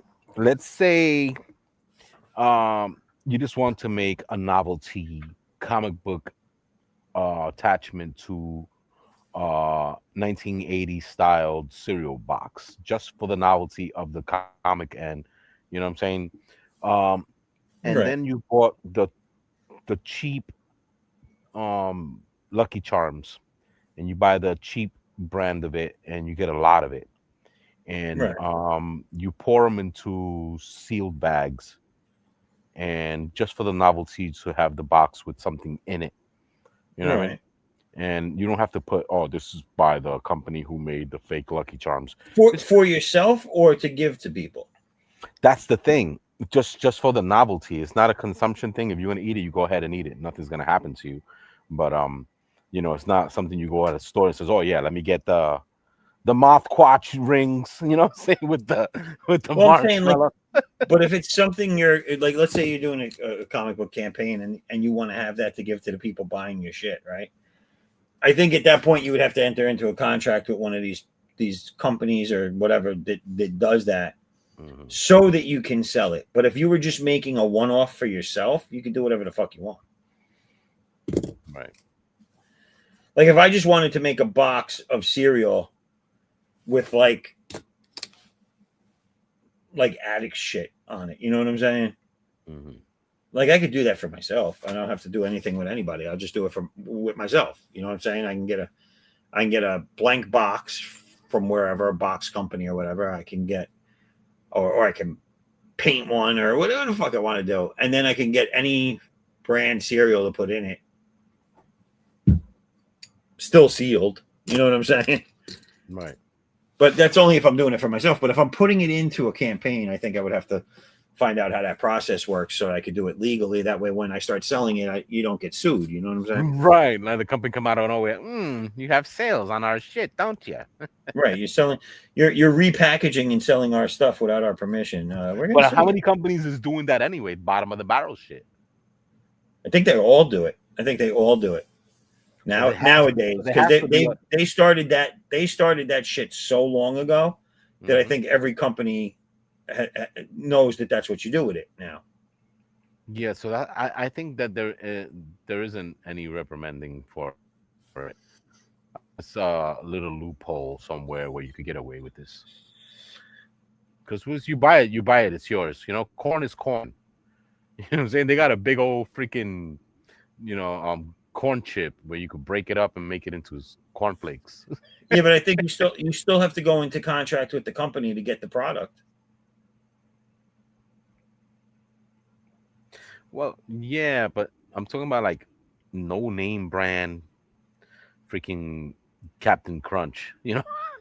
Anybody can make anything. But that no name brand Captain Crunch, what I'm saying is, where you bought that company probably has a deal with Captain Crunch, or the company that owns Captain Crunch, to make their cereal for them with their boxes. And again, it's a bottom of the batch or an off batch that they're selling them, and they know that, and that's why they can charge. They get charged less. They can charge you less. Yeah, it's just to get around that shit, man. Back in the day, the black market was just crazy, man. There was one time I went to this black market where they were selling electronics and stuff that people came up with that didn't make it, or something they found in Dubai, you know what I'm saying? Whatever the hell. Yo, they showed me a telephone. It was gray and it actually popped. It opened up, and when you pull it to the side, it had like two little side speakers, and it said PlayStation on it. It was a PlayStation handheld phone. And it wasn't when the PSP came out. This was before the PSP. And me and my friends said, Sony put out a phone, and the selling point when it came out was that you can play your PlayStation games on it. Yeah, and it was not, you couldn't find that anywhere. You couldn't just go to the store and be like, oh yeah, let me get a PlayStation phone. And it was a big flop too. I think they had it out for a year, maybe. Yeah, man. It didn't make it. It didn't make it some places. No, it didn't make it in a lot of places. Yeah, man. And me and my friend was excited. We were like, yo, this is crazy. So we ended up putting our money together and we got it that same day that we saw it. And then, it was like my boy bought the Google phone when that came out. And they amped it like it was going to be this great thing and you could do all this awesome shit. And it failed. And when he bought the phone was so fucking bugged, dude. Like he got a virus and it started deleting his apps. And dude, it would turn on without him turning it on. It was such a fucked up phone. Oh my gosh. And because it was Microsoft, you know, they thought their shit didn't stink, so they weren't giving any deals on that phone. So he got taken for a ride just to, like, they charged him a lot of money for that phone, and the phone was a piece of garbage. He was so mad. He was like, "Oh, what the fuck!" I was like, "I told you to get an iPhone." Did it to yourself. This was back when iPhone like 4 was Well, out. That's how long ago it was. yeah, and people didn't really know Yeah. what they were getting into with this shit. They were getting people with the family deals and the different tiers and all that. Well, remember when you used to have to pay for your minutes? Oh my god, that was the worst, right? Remember that shit? Yeah, no. I had the company that Verizon bought. I think it was Bell Atlantic. Ma Bell, you know what I'm saying? Like one of the old mainstays of landline companies.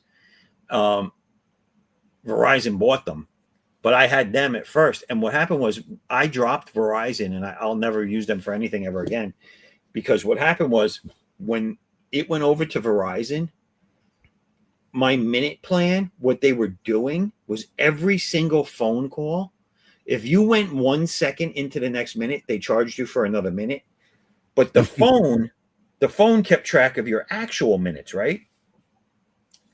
So I would be looking at my phone and I'm like, oh, good, I'm under my minutes. Meanwhile, there was like another 100 minutes on there I had no idea existed because they were charging you into the next minute. So I was always getting a bill. I was always getting a bill for more money than I was supposed to be paying. And I was like, what the fuck is this? Remember the rollover? The rollover minutes? Rollover minutes, yeah. That was the best, right? You was like, oh shit, I didn't use that. So that's gonna go on my next. You used to get excited. Well, that's what right.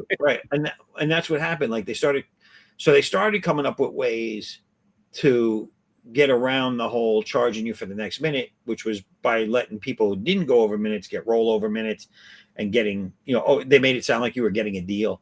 Mm-hmm. And then finally, when they realized that it wasn't going to work anymore, that it was just, then they went to, all right, let's just charge them a flat rate for a plan and get rid of the whole minutes counting bullshit. Yeah, it's crazy. A friend of mine had gotten a job with T-Mobile, and he they give him that book and he has to learn it, and you know what I'm saying, right? And he knows all the tricks and how to get people into all those little codes and stuff that they learn. And he was like, "Yo, this is a scam."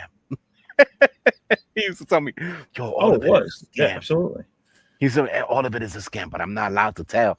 I know I tell you, but I'm like, I can't tell you that this is bullshit, but it's bullshit." Yeah. Yo, I was like, damn. It's like, man, we got no choice. We got to use them. Remember the Nextel and all that? That was bad. Well, my mother changed careers back when Nextel was brand new, and she went into the phone market, and she worked for Nextel. So I was all about Nextels, dude. I was getting free phones. I was getting fucking, the family and friends plans for the employees. The grandfather plan. The grandfather, what is it? I don't even laugh. I still have that, even though the Sprint got bought by T-Mobile, but because my plan was in existence, I still got it. So I'm like, yeah, go mom. Good career choice for the phones. You know what I'm saying?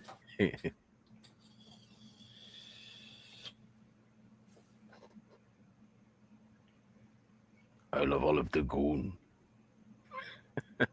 I bet she was better than Olive. She took care of her man. She was happy ending fucking Alice. It's always the ugly fat girl.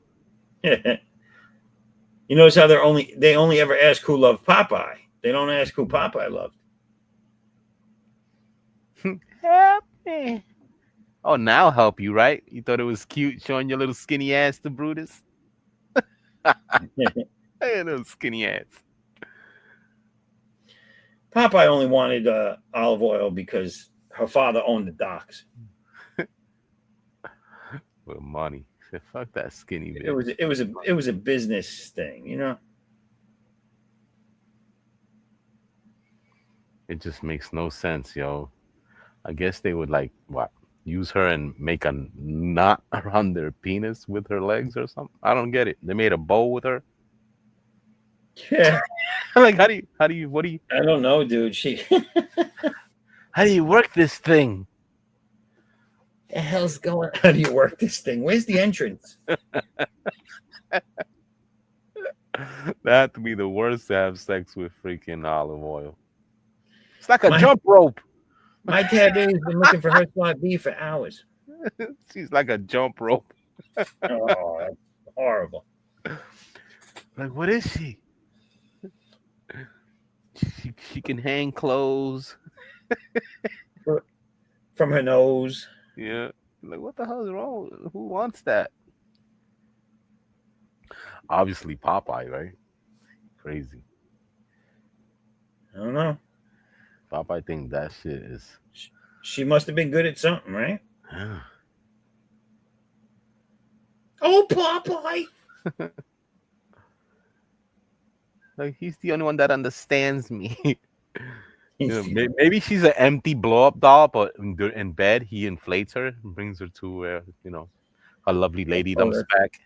That's hysterical. Imagine. Imagine that she's always been uninflatable. The conspiracy theory is that Olive wasn't real. They were just delusional fucking guys that were from being out at sea so long they thought she was real. Yeah, it came through the docks one day. She's mine. She's all mine. Look at I found her first. Yeah, I was just gonna say I found her. This is mine. Oh, me, Olive. Well, below me down. That's where that came from. Ah, She blew me down. We know what she was blowing.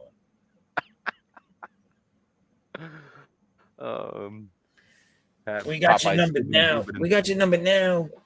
Olive. She was skibbity doobiting like crazy.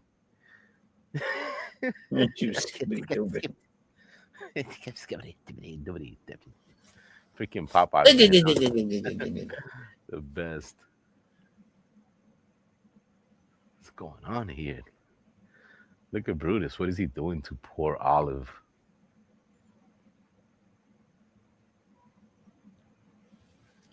I don't know.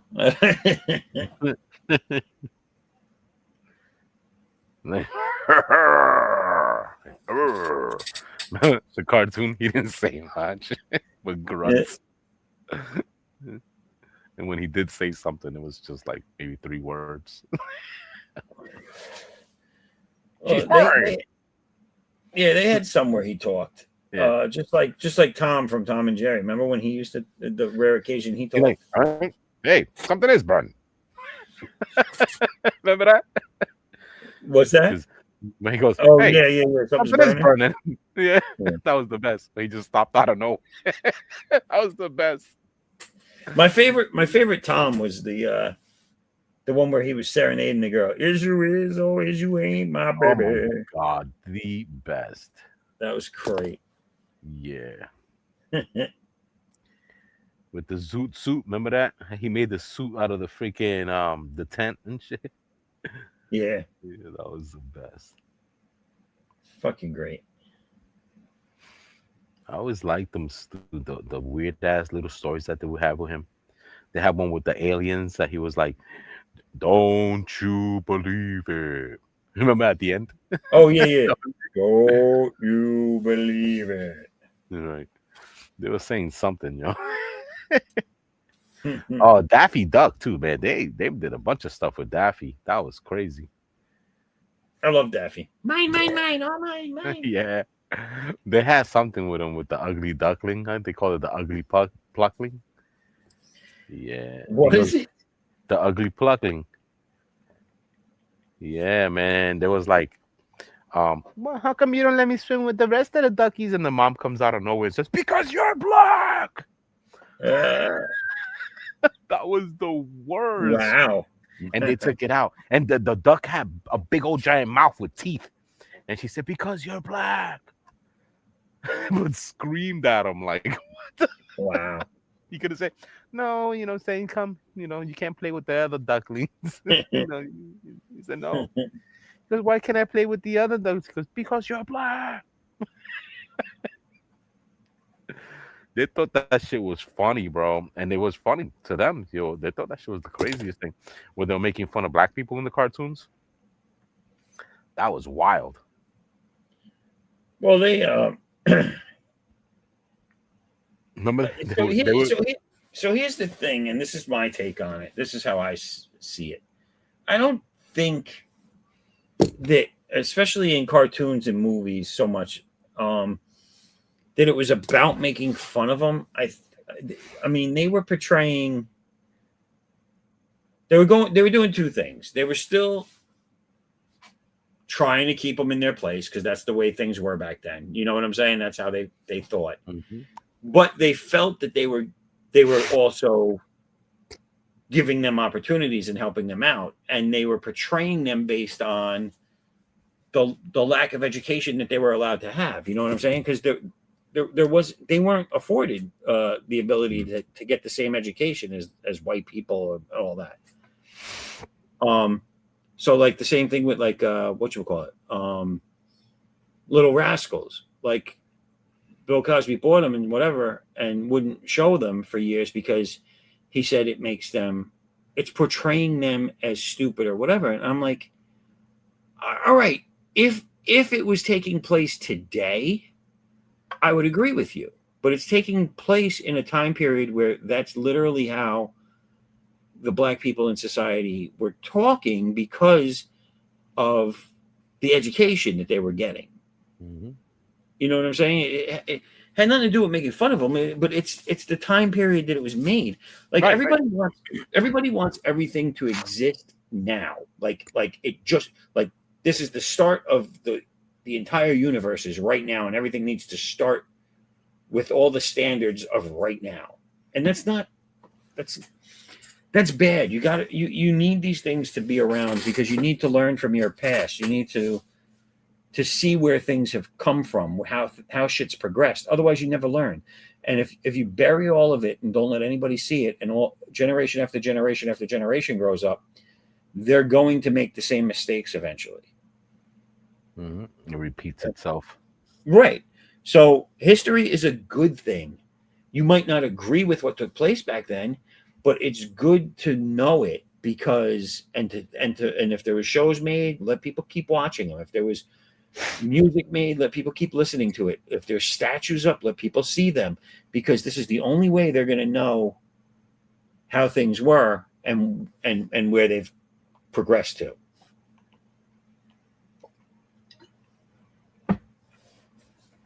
Humanity's just stupid, dude. Mm-hmm. And they want to keep breeding more stupidity. That's their game. They're tired of controlling. Acres of Movie says hello and thanks from Stacy. Well, hello and you're welcome. I don't know what for though. Yeah, but I don't call they the government. I call they all the parents, all the people that let themselves be told, give your kid a phone, give your kid over to the government to teach. Don't pay attention to this. Vote for this. Like I blame people. I don't blame some mysterious organization. I don't blame the politicians. I blame humanity. Humanity has every day you wake up, you have the ability to not just conform blindly to things people are telling you to do. And the more you do it, the worse it's going to be for you because they're not telling you what to do for you. They're telling you what to do for them. Now, there's people who don't have time and to figure out anything that has to do with the government and what are the choices that they need to do. They just follow the masses. They just follow whoever says, yeah, vote for this guy because we live here. Vote for that guy. Look what he did for this place. And then you don't really know who you're voting for. You're just following. And then when shit hit the fan, you'd be like, who the hell did I freaking vote for to do this to us? Now you're crying because you didn't have no knowledge to what you were voting for. Right. Nobody has time for that shit. So why do they force this upon us? I think that's just for them to be like, all right, these are the changes to. But the thing is, right. The thing is, people do have time for it. It's one of those situations that you have to make time for because it's the only way to stop it. Right, but It that's really because is the only way to stop it. Pay attention to what the people are actually saying before you vote for them. Find out where they stand on issues, and also look into their track record. Do they follow through with what they promise? Because if they don't, if they lie to you, if anything in their past contradicts what they're telling you they're going to do this time, then the chances are they're full of shit, and you shouldn't vote for them. Right. I could show you videos from the 80s and 90s of every Democrat in the House of Congress, and they've all, any of the ones that have been there the whole time, all the older ones, they've all contradicted themselves, documentedly contradicted themselves in public. And because the people that back them don't want to believe it and just don't have the time to go and look into it, they blindly believe what they're telling them. And I could put several videos together of two different opinions and two different stances on the same subject that the same fucking person had within 20 years. Mm-hmm. It boggles my mind that people don't look at this stuff. Right. Like, how are you going to vote for a guy that's telling you, "Oh, I'm going to be for abortion today," but 15 years ago he was like, "Oh, you should all be incarcerated for killing your kids." Fuck them kids. Fuck them kids. Ain't nobody got time for that. I put my shoes in. I didn't bring my shoes in. Nothing. I thought somebody was barbecuing. Barbecuing. Ain't nobody got time for that. Ain't nobody got time for that. What was the other guy? We got. What was it? We got. What is the other lady with the? Oh no, she was like, I got my Obama phone. Oh gosh, remember that girl? Yeah. The one for Thanksgiving. She goes, we got hog, maw, whatever. She got corn. What is it that she was saying? All the names of the food that they had. Oh, dude, name it. But do you remember the dude that was talking about how the person broke into his house? And they turned that into a music video too. Oh yeah. How you kids? How it looked like he was on crack. The how you kids guy? Yeah. Oh gosh. Yeah, remember that other one with the white girl getting her ass whooped by her friend in her backyard? And she was like, "You're in my house now." And she throws her the pan and the shovel and smash her in the head. How that became viral. Yeah, I'm telling you, man, this world is just dumb with that viral shit. It's just whooped our little minds. Wait a minute, what is he doing? I just looked up at the screen again. Oh shit! You know what this reminds me of? This reminds me of fucking fat bastard from Austin Powers. Get in my belly. I was gonna do something else on this, but I was like, no. Like, I want my baby back. Look at those big hands. That's why they like her. She's like,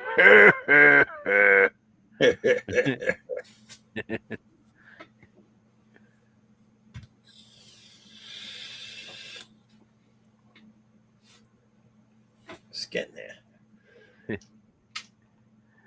Look at freaking olive oil. Look at the way she's popping. She's popping out. Yeah. She's like, what the fuck? What she got me down here so low for? Oh, Popeye, what's going on? You know what you want me to do, eh? Yeah. This is a separate piece, right? This isn't on the other one? Yeah, this is some separate page. Yeah. So since the other day, how many images have you drawn with the Popeye crew? A lot. I just been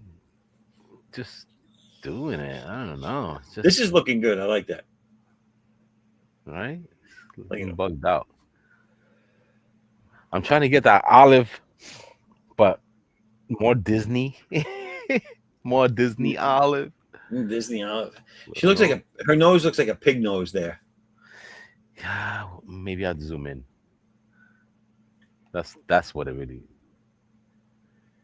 There's like a little. Oh, shadow. I see. It's the underplane from far away. That line in the middle of the nose looks like a big nostril. Yeah, because that's like the underneath of her nose. That makes more sense now. There you go.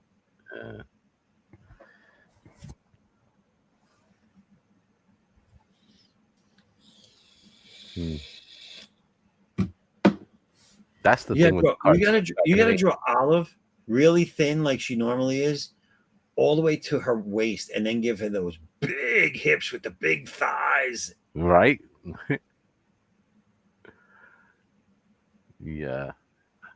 Like abnormalities is what works for her.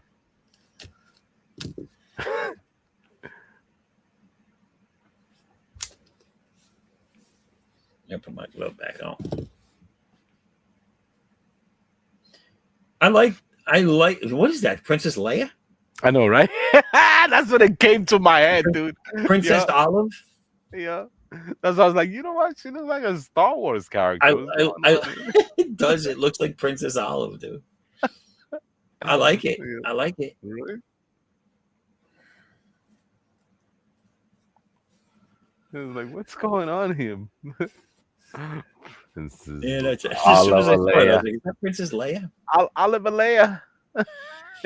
Olive the Leia. That's what. This is how Popeye and Bluto see her. I know, right? Imagine that, a Popeye with a Star Wars overtone. That'd be awesome. Brutus would be the dark. You know. I tell you, seriously, because your style's doing justice with these characters. That would be awesome for you to do. You could sell that as a print, dude, as like for a lot of money. Do like an edition, like 500 limited copies, and make the Popeye cast as Star Wars. What? And do like do your own like movie poster with the Popeye cast as Star Wars. I know, right? Who would Popeye play? Luke? Well, you could call it like Spinach Wars.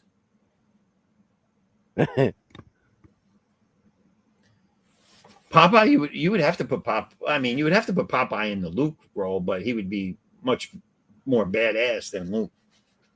Olive the Goon will be Darth Maul. Shit. Yo, I know Alice the Goon. You can make that robot one, Grievous. Oh wow! With all the lightsabers and the arms. Right.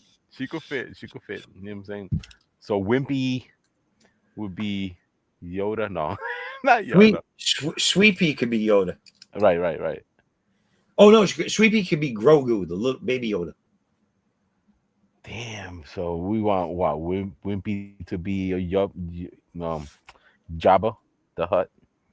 Oh yeah, he'd be good. Jabba the Hutt eating burgers, just like right. Yeah. Walk today for about tomorrow. Bluto could be Darth Vader. Right? That'd be cool, dude. I can't breathe in this damn thing.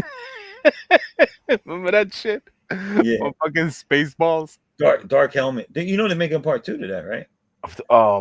Spaceballs? Yeah. I heard some. Yeah. He came out of retirement for it too.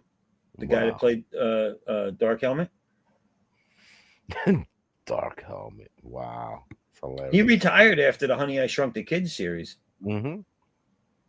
And he's coming out of retirement. What does that remember? Azul, yeah, he was the dog. He was one of the 2 dogs. Yeah. What was he? What was he before that? Was he at the delivery guy? Horror. What was that? Oh my God, was he like Seymour? Feed me, Seymour. What was that? Oh, Little Shop of Horrors. Yes, right. Yeah. Okay. But what was he in?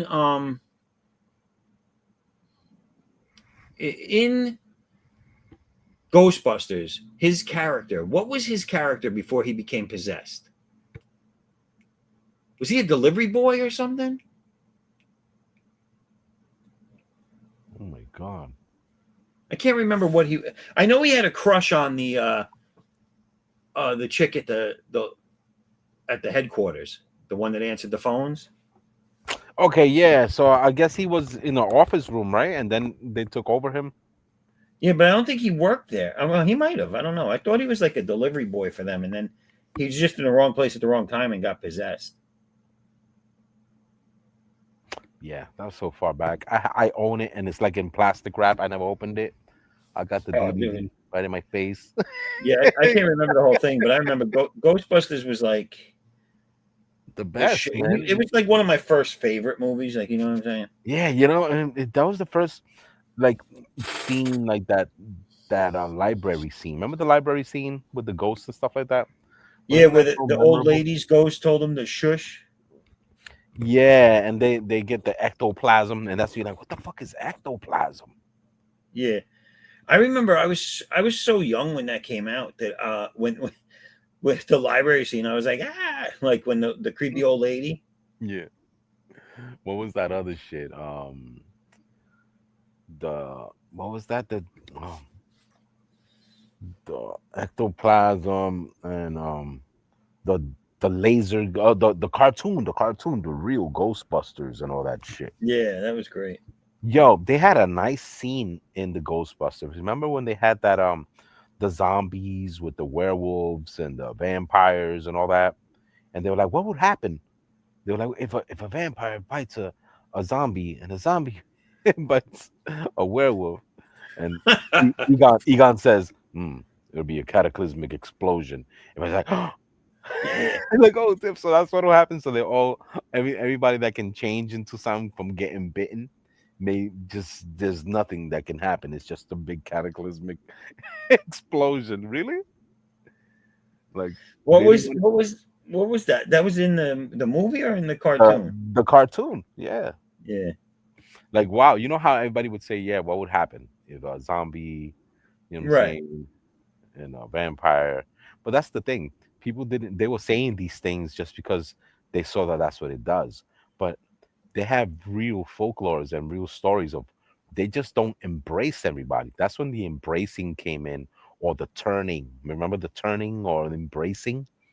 To turn someone, it wasn't, they just could buy someone to feed, and they didn't have to turn them into a No, vampire. the turning only came if they fed them their blood back. Right, but then they would use them, you know what I'm saying, until they knew that Oh, they can well, keep that's reproducing blood. That's the whole ghoul premise. Yes, Like, yes.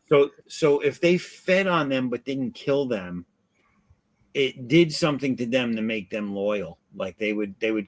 They constantly gave them feed right, off of that right. person. So they were able to have some vampiric powers during the day for them. They were like their day watchers and the ones who would bring shit for them to little servants. Yeah, But in certain lore they the got price. powers. In other laws, they didn't get powers. They were promised that if they were good and they did everything they were told to do and they protected their masters, that they would be turned into vampires one day. So these were people that wanted to become vampires. Right, right. So it was just a promise, though, and it was all bullshit. It was all propaganda. Right, right. Just to get them to, because vampires only turned to people that they really wanted, and they would do that right away. They wouldn't make them wait. Now a zombie has no control of that. They'll just, oh, you got bit, and if you actually got away, you will turn into one of them. Yeah, they're just trying to get your brains, bro. I want to see what you got. Like, let's see how smart you are. You taste so smart. I wonder where that came from in the lore of zombies. Is it because it's because the brains make them smart or something? Or no, it was because of the headhunters and the islanders and stuff like that. Their way of worshiping their gods. You know, they would have to eat someone's. So like the Greek gods would eat the other gods. You know, saying things to stay the only one, like there can be only one. Like the that wasn't the Greek gods. That was the Titans. yeah, and that wasn't all the Titans. That was Kronos. Yeah, how they would eat each other. I'm like a Greek god master with the mythology. Mhm. I've read a ton of it. The Greek gods didn't eat each other. The Titans, which Kronos was the head of the leader of the Titans, and he was the father of Zeus. He would eat. He didn't want. I guess it was prophesized that one of his children would usurp his power and take over. Yep. And so every time he knew that someone had his child, he would eat them. He would eat the kid. Yep. And Zeus, I forget how the mother kept Zeus a secret, but supposedly it was like Hades in the belly of the beast. He didn't know Zeus. He didn't. This was all prior to the gods. This was all prior to Hades and all that stuff. Zeus was the first of the Greek gods as we know him because he lived and he ended up beating Kronos. Mm-hmm. But yeah, Kronos was eating his kids, dude. That's wild, right? Yeah. But the Titans were massive. They weren't like the Greek gods are like human form. You know what I'm saying? Mm-hmm. But the Titans were massive creatures, the size of mountains and shit. Nephilim. That's why if you look at that Japanime Attack. Attack on Titan. Yeah, they're freaking giants. They got the size of those beings from Titan, the Titans, the actual Greek lore of Titans. Yeah, have you ever played the game, the Wukong game? I've seen it. No, I have not played it though. Oh my lord, that game is epic. It's epic. It's ridiculous. Yeah, it's a thing. It's a treat. If you see it on sale or if you're into these type of games, it is a must buy. He said it's a treat. It's a freaking treat. The game is incredible. Incredible. The graphics are incredible. The storyline. What is it about? What is the game? It's like the Monkey King, which is the story that they use for the Dragon Ball Z stuff. Yeah. And this monkey figures out that he's conscious, and he goes against the gods. So you have a whole journey unto Acres. There's been a bunch of people here. I don't know who this is. Can't even choose a name. Rule 34, Olive. All right. Well, thanks for being here. Can't even choose a name. So he fights. This new streaming series is going to be good. It's called Rob. These young people start to rob banks. Use Freddy and Jason masks. Oh, I heard you ask questions about Freddy and Jason masks in a robbery. All right, cool. Well, hopefully that works out good. What's your favorite Marvel comic overall? The X-Men. That's mine.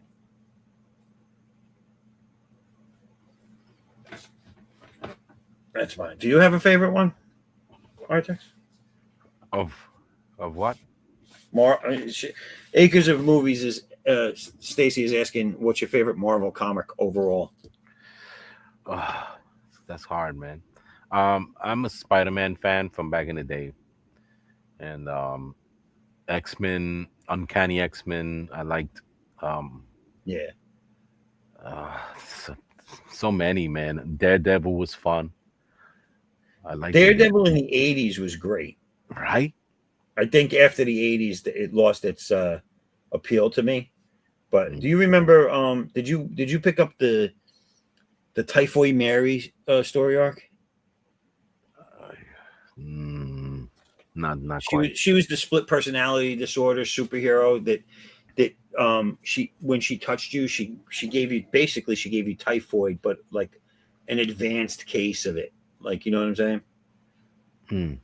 No, and I she don't. called herself Typhoid Mary. She had the color of her face was split down the middle. I liked her because she had big frizzy hair, but with a fishnet stocking bodysuit.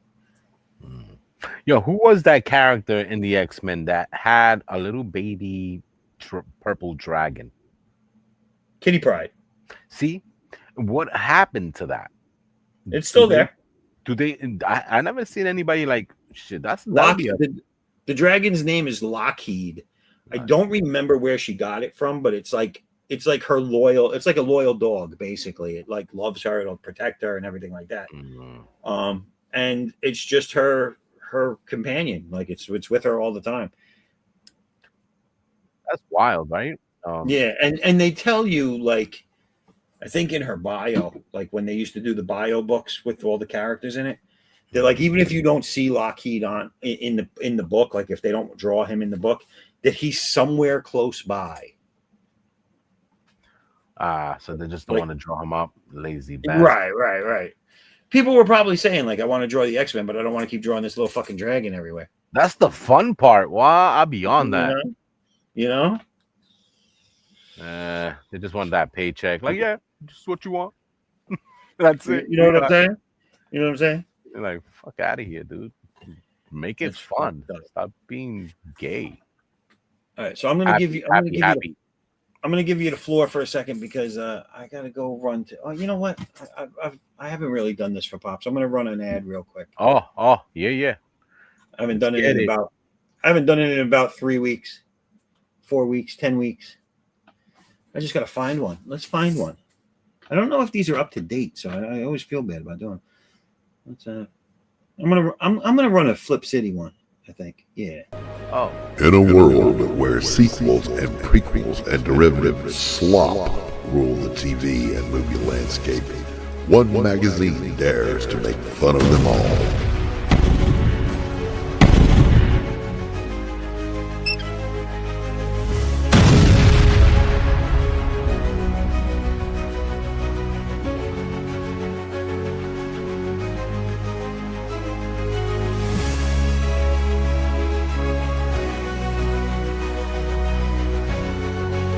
One mag to roast them all. One mag to troll them. One mag to break their balls. And in the ratings, roll them.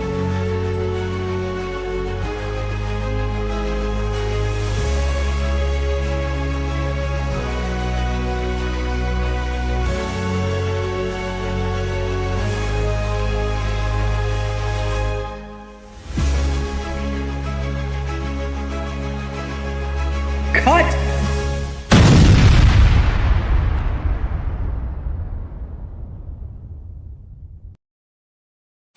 Perfect timing. I just got back. Oh, my cat snuck in. Damn it. Come on, kitty.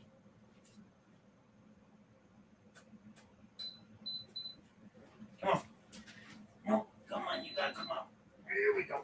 Here we go. Big boy stretch. Go ahead. Go on. Food around the corner. Food around the corner. So for those of you who don't know that just watched that video, that was Doc Blaylock doing the voiceover. Yeah. Makes you want to listen. It was absolutely amazingly horrible. I mean, no, it was great. The guy with the voice that you want to listen to. Listen. He did. I give him credit too. He did it all without coughing once or having to go heat up his coffee. I will be saying words that you will be listening to. When I say them, you listen. Here are the words. Are you ready? The listening part of your body is next to your face. Use them as I'm about to say the things that you will listen to, because I tell you that you shall listen to the listening part of the ear that you use to listen to. Just want to let everybody out there know that you chose to be here for this. Imagine just rambling about that and you just keep listening and listening. You never gets I'm about to say words that mean things that you should hear that I'm going to say. While you're there waiting and waiting. It's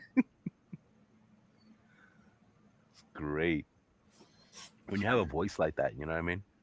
People just stay there and wait until you say what it is. Like, the facts were said. And he said them. And I sat here and listened. It just gets worse from here, people. These are the jokes. There's no going back. There ain't no coming back. You ain't you. You dead. There ain't no coming back. There ain't no coming back. There ain't no coming. You dead. You the dead. devil stood. What is it? The no something. The Jack the devil. Yeah. He had some weird old quote there. That was crazy. Yeah, you ain't you. You dead. We killed you. There ain't no coming back, man. There ain't no coming back, man. He turned Tintin into a voodoo doll. Remember that? Yeah. He goes, the Jack. Oh, he said, I don't know. Maybe you heard this one. Jesus Christ enters the hotel and he asks the innkeeper to give him 3 nails. And he goes, "Don't you ever fucking die?" That shit had 2 punchlines. You notice that shit? Yeah. He gave him 3 nails. He goes, "Would you put me up for the night?" That was crazy, man. That was one of the best lines ever. Could you put me up for the night? Yeah. He asked the innkeeper for 3 nails. He goes, he said freeze, and I moved. Remember that? And I'm dead. So I moved. That was freaking crazy. He goes, don't you know this game? Remember that? When he said that? Don't you know this game? Oh shit. Yo. That movie was super deep. The cop in that was the dude from Ghostbusters. Oh yes, it was. Yes, it was. He had the cop hat and everything on and shit. He played the cop. Many years later. That was amazing. We got to see that shit. I loved it, dude. You know what I'm saying? If you missed it, I feel sorry for you, son. Now you have to watch it another way. The feeling is over. There's a lot of ways, a lot of things we lived through that were just amazing. Like, you know what I'm saying? Think about like the movies that came out and just the stories behind them. Like not only did the Crow story, the comic was created because of a tragedy that befell the writer's own life and his wife. And so the story alone was from the heart. And then they make the movie and the star gets killed during the making of the movie accidentally, supposedly. But not only that, but then you look into his past and then you get into the Bruce Lee story and it's like all this wrapped around the Crow. It was an epic movie, dude, because for a lot of reasons. And a lot of things connecting to it. There were also big things in our culture. It's just, I don't know, man. It's like, so we had stuff like that. Then we had tragedies like the World Trade Center, and then like, you know, everyone was like, nothing like that will ever happen again. Then there's just so many things in the world that went on that were big as well during our lifetime. Oh man, dude, it's just crazy. We've lived through a lot of stuff. Not only that, we're the only generation that has gone from rotary dial phones to where we are now with phones. And we've seen the coming and going of VHS, 8-track, cassette tapes, DVDs, CDs, Blu-rays, every form of technology come and go. You know what I'm saying? Atari. We've seen the entire evolution of video gaming till now. Yeah. From Pong to now. And that shit stood. That shit stuck. Video games stuck, man. It's crazy. We've seen all the cool cartoons that were trend-setting and breaking molds, like Transformers, G.I. Joe, He-Man, Thundercats. Not only have we seen the creation of them and the originating of them, but we've now lived through the retro reboots of all of them as well. They think it's new. Right, but just think about the shit we've seen. And we've seen a lot in our generation, in our lifetime, that most other generations won't see that kind of change in society like we saw. Right, man. It's crazy. Because now we're at a point where everything's slowed down again. Like, iPhones, if you remember, phones in general, every year something great and new would be added to it, a new feature that they could do, but that's really big. And now it's yeah, you can organize your widgets a little differently now. Like, that's the big change from one year to the next. And the thing is that was just all there. They just opened it slowly but surely. We've increased access to a chip. I'm sure it's all been there ahead of time, but when we were kids, it wasn't there. Right. I don't believe that this is technology we had hundreds of years ago and we're just releasing it a little at a time, or even 50 years ago and we're releasing it a little at a time. I do believe that in the development process, they might be 3 years ahead of where we are now in the development process. Mm-hmm. But I don't think it's much greater than that. The thing is too that there's people who had certain technologies that they were hoarding, and they didn't release it until they got bored of it, until they stepped up, and when they got rid of it, they already were way ahead of us. You know what I mean? So when we got certain technologies, people already ransacked through it. You know what I'm saying? Like Japan had the PSP before we got it. And well, because the gaming, all the gaming companies and all the technology that creates the games all originated there, right? So they've always been ahead of us in that sense, because they're the ones creating it. Like the Super Famicom, which later became the Nintendo Entertainment System, I think that was out 2 or 3 years. I could be wrong, but it was at least out a year ahead of us getting it. Yep. But I think it was like 2 or 3 years that they had that before we got it.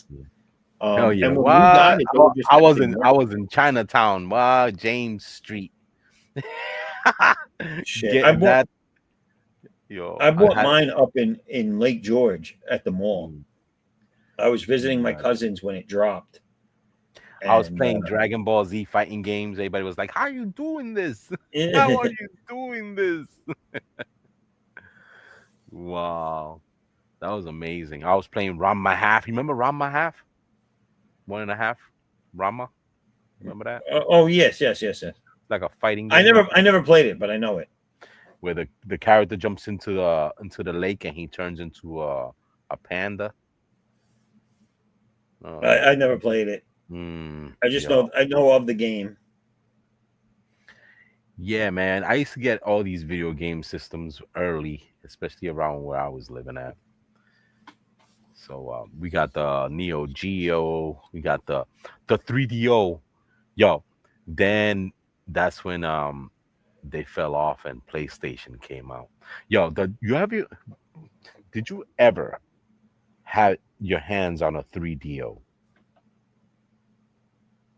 A 3DO? No. No, you never had a. No. That system was extremely powerful. Yeah. The problem was that a lot of people didn't know what it was.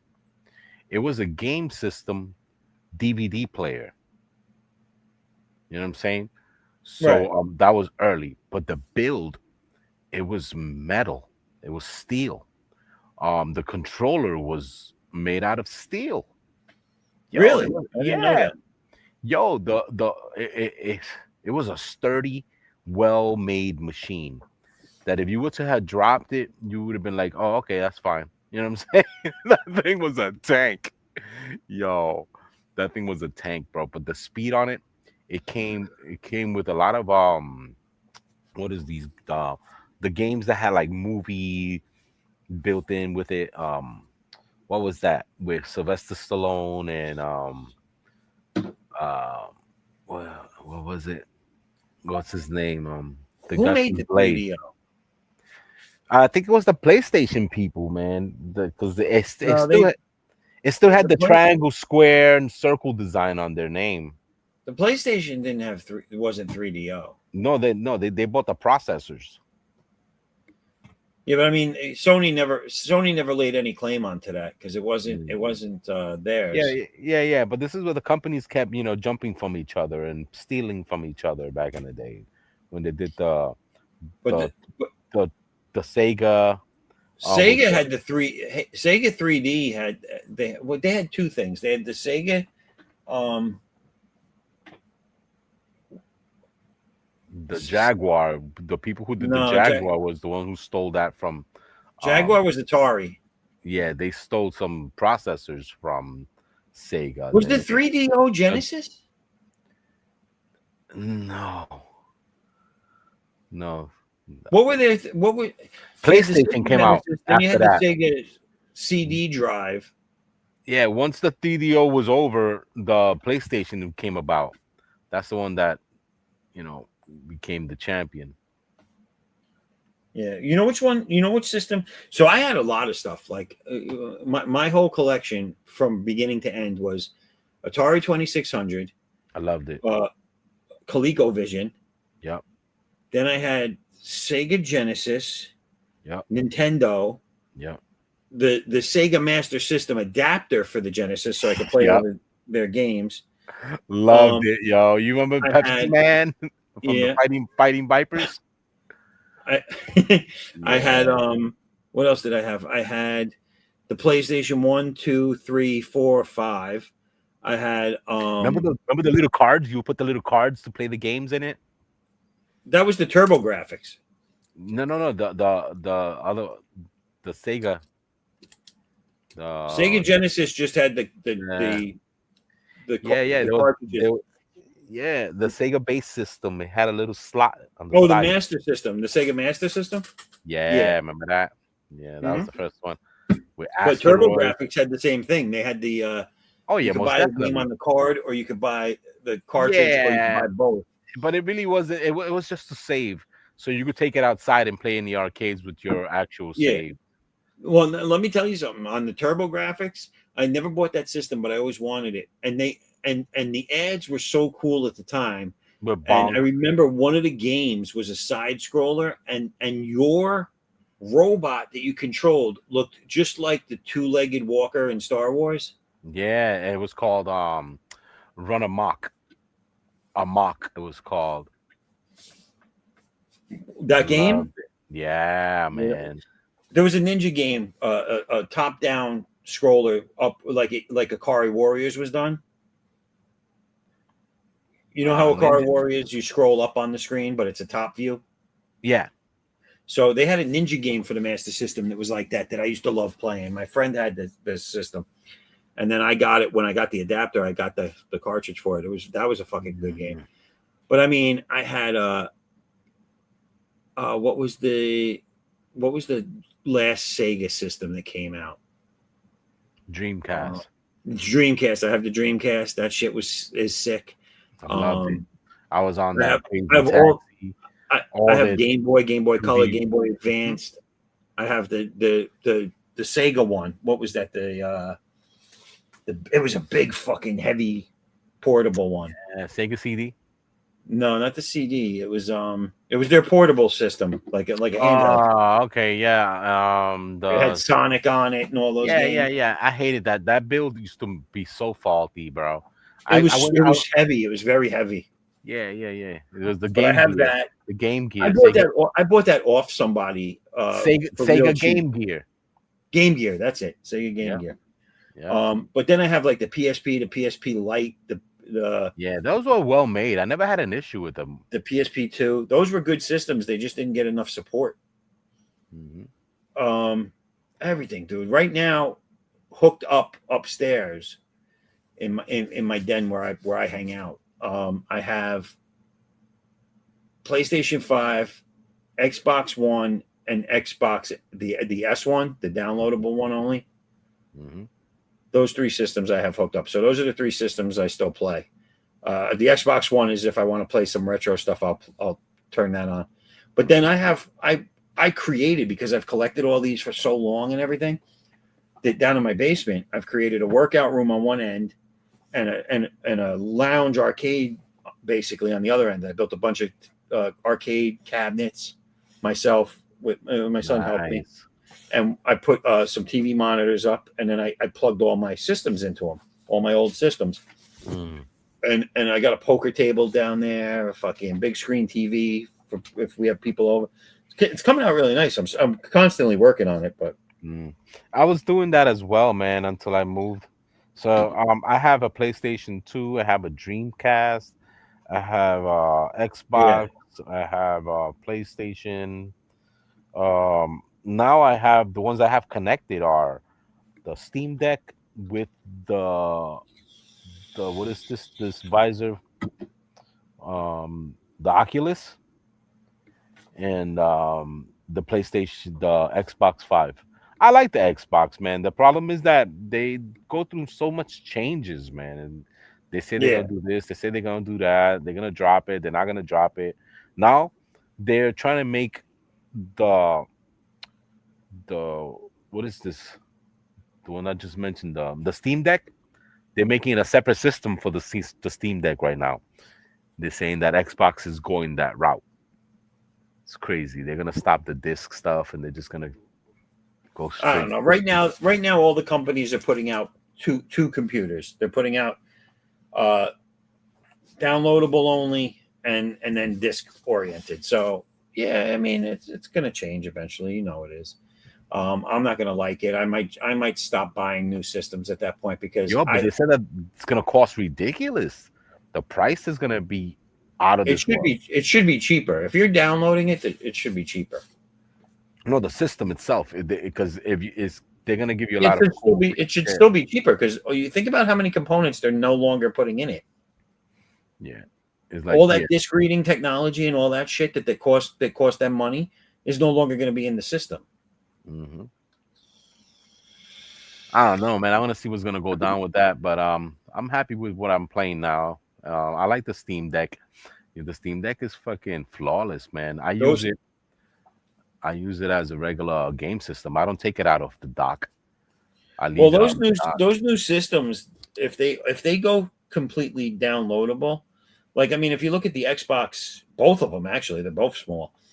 But all these game systems, if they're just going to be downloadable game systems, they could be as big as an external hard drive, which is Mhm. tiny, because you don't need. All you need is room for the processors. All the other innards that they put in them to run disks and stuff, you no longer need. So you don't need that big body anymore. But this one has the capability to do both PC and game system like console, and it also it uses your laptop through the air. It knows if you have a laptop with a game system in it, and you could just pick up the game off your laptop. That's crazy, right? Yeah. I want to go through some of these acres that are on here. So first she asks, Christopher Walken offers to pose for you as a live action model. Would you draw him as a villain?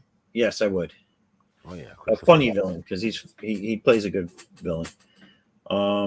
What's your favorite non-Silence of the Lambs and Hannibal and Red Dragon Hopkins on-screen cinematic moment?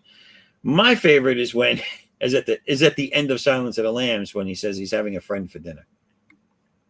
Yeah. Rambo can't even choose a name. I'm sorry, I haven't been paying attention to the chat. My bad. I don't know what this is in reference to, the Rambo thing. An Acres of Movie says Panasonic. Again, sorry, don't know what that was in reference to. We've been talking about a lot of shit. Is that who owned the 3DO? Is that what that is? Because I know that was a question we had. All right, I'm sorry. That's it with that.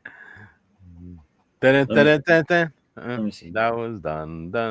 What is that? A big wagon wheel in the back? What is that? Yeah. From the ship. The ship wheel. Yes, I got you. Yeah, it's just an idea.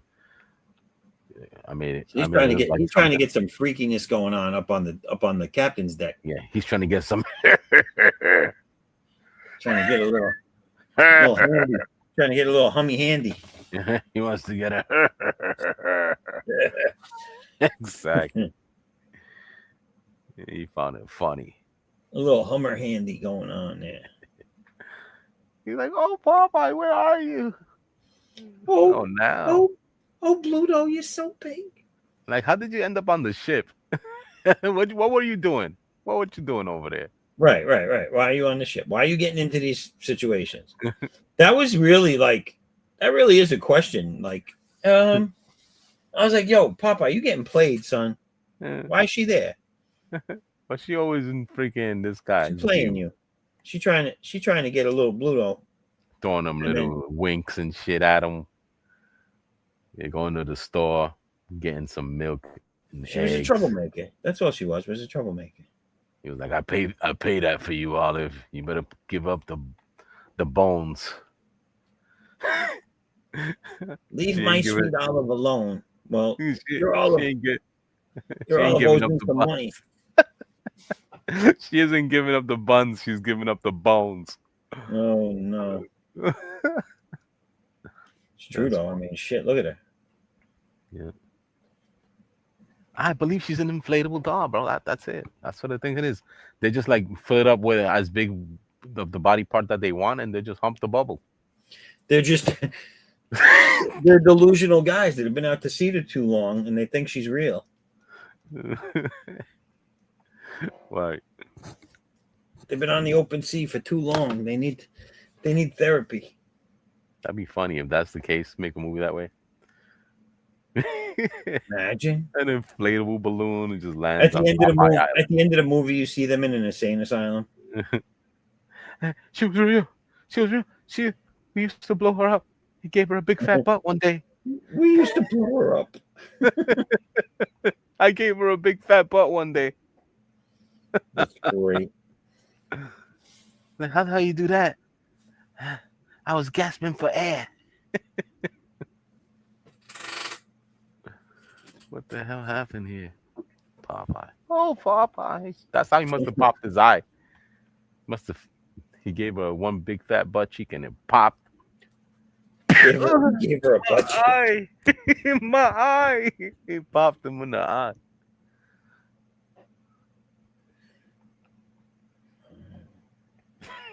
He overly filled her. She popped. Oh shit! Yeah. Caught him in the eye. I really fucked up this leg. I don't know what I did. Yeah, I fucked up this leg bad. Yeah, that's what happened. That's what happens, people, when you're trying to drink and draw. Drink and draw. Drink and draw. Don't tell nobody. Practice safe artwork. Don't drink and draw. That's hilarious. Don't drink and draw. I did that one time, and I started drawing robots. I was like, "Why? What's going on with me? I'm drawing robots. Why would I do that? This is difficult." Dick Fickle.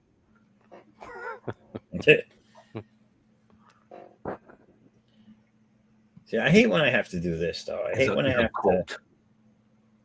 have to sculpt out the muscles first before I can just go into it, because that means I'm not fucking paying attention.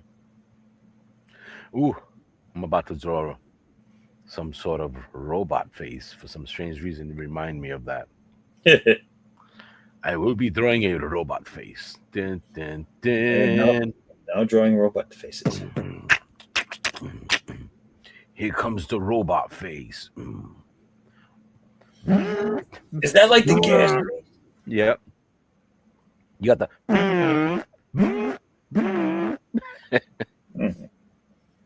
The robot.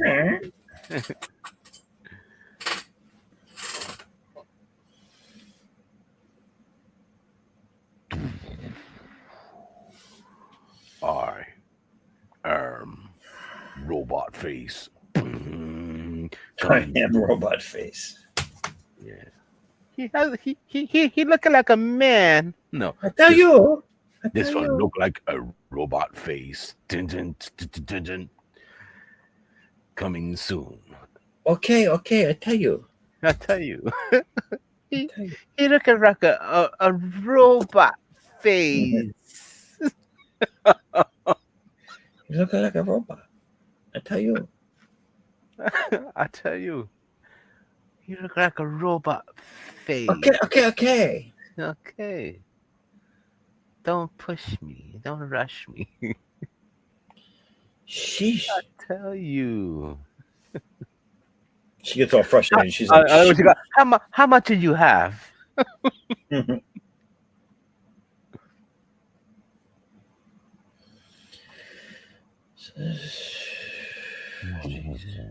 I am robot face man.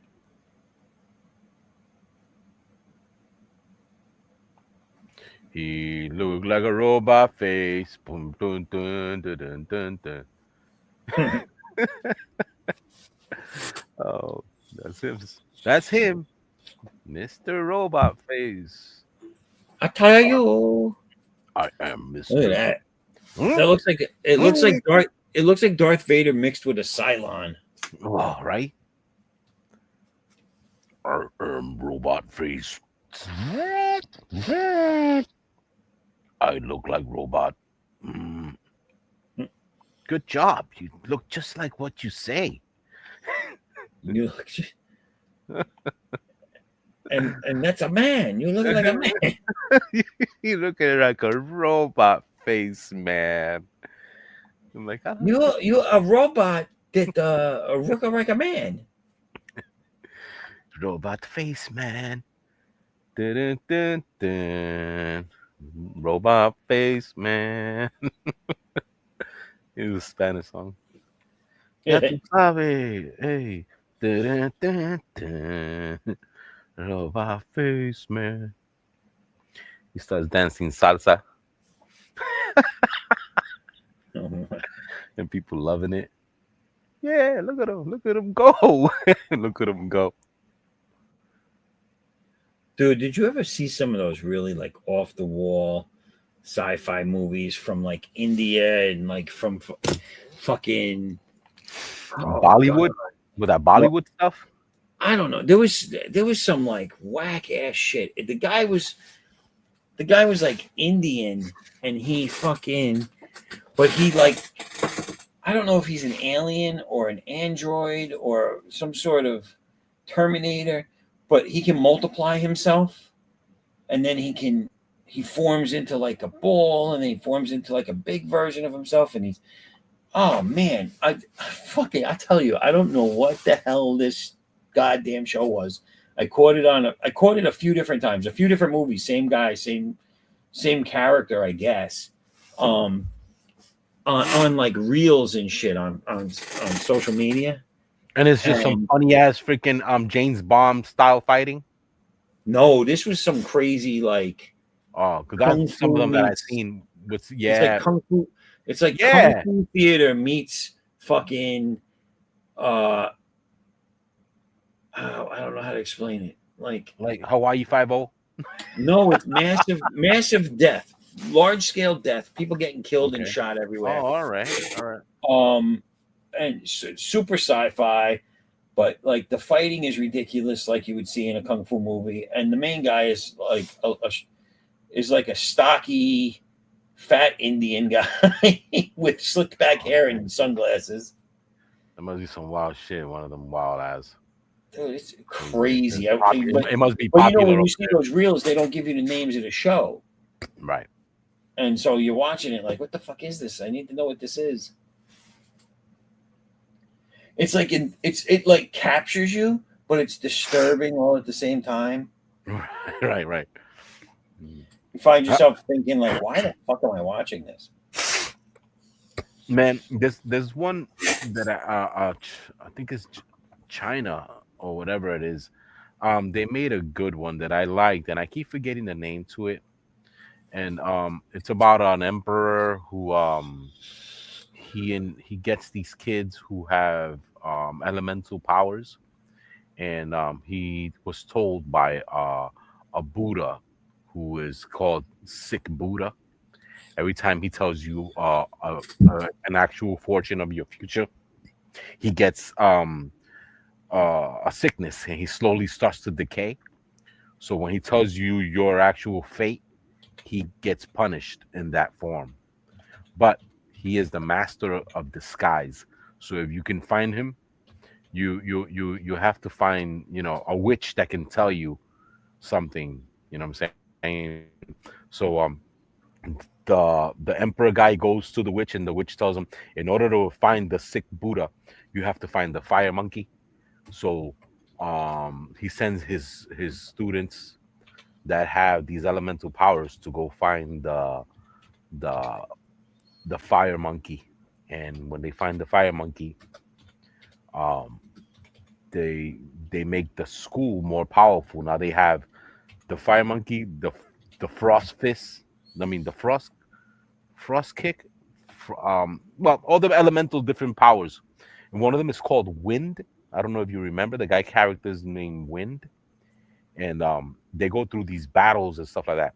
There's a farmer who inherited a firearm, and he doesn't want it because he thinks he's being possessed by some sort of demon.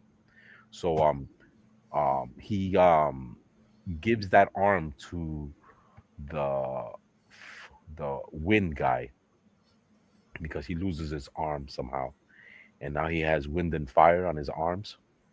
Okay. Yo, this was crazy, man. There's a scene where the water guy, they trick him into fighting him in the desert. So he has no control of any water. So he can't, because it's powerful. Water is super powerful. And he ends up getting his arm torn off. And he realizes that there's water in his blood. So he takes all the water out of the blood that's coming out of his arm to, Right. to have his final attack so he can escape. Dude, it's freaking insane. So it's like what you call that, animation, like the way the live action animation, like that, Right. but it's well told, man.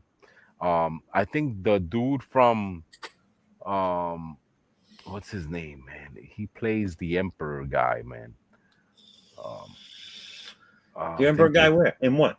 in that movie that I can't remember the name to. It's wind and fire kicks and all the different elements that these students have. Yeah. And I don't know what that is. man, Let me run through. Acres blew up the chat again, so let me go through some of hers again. What's your favorite comedy where the person gets a power? All I can think of when you ask me this question is Greatest American Hero. oh, I loved it. Yeah, That was friggin' hysterical. It was a good comedy, and he had superpowers.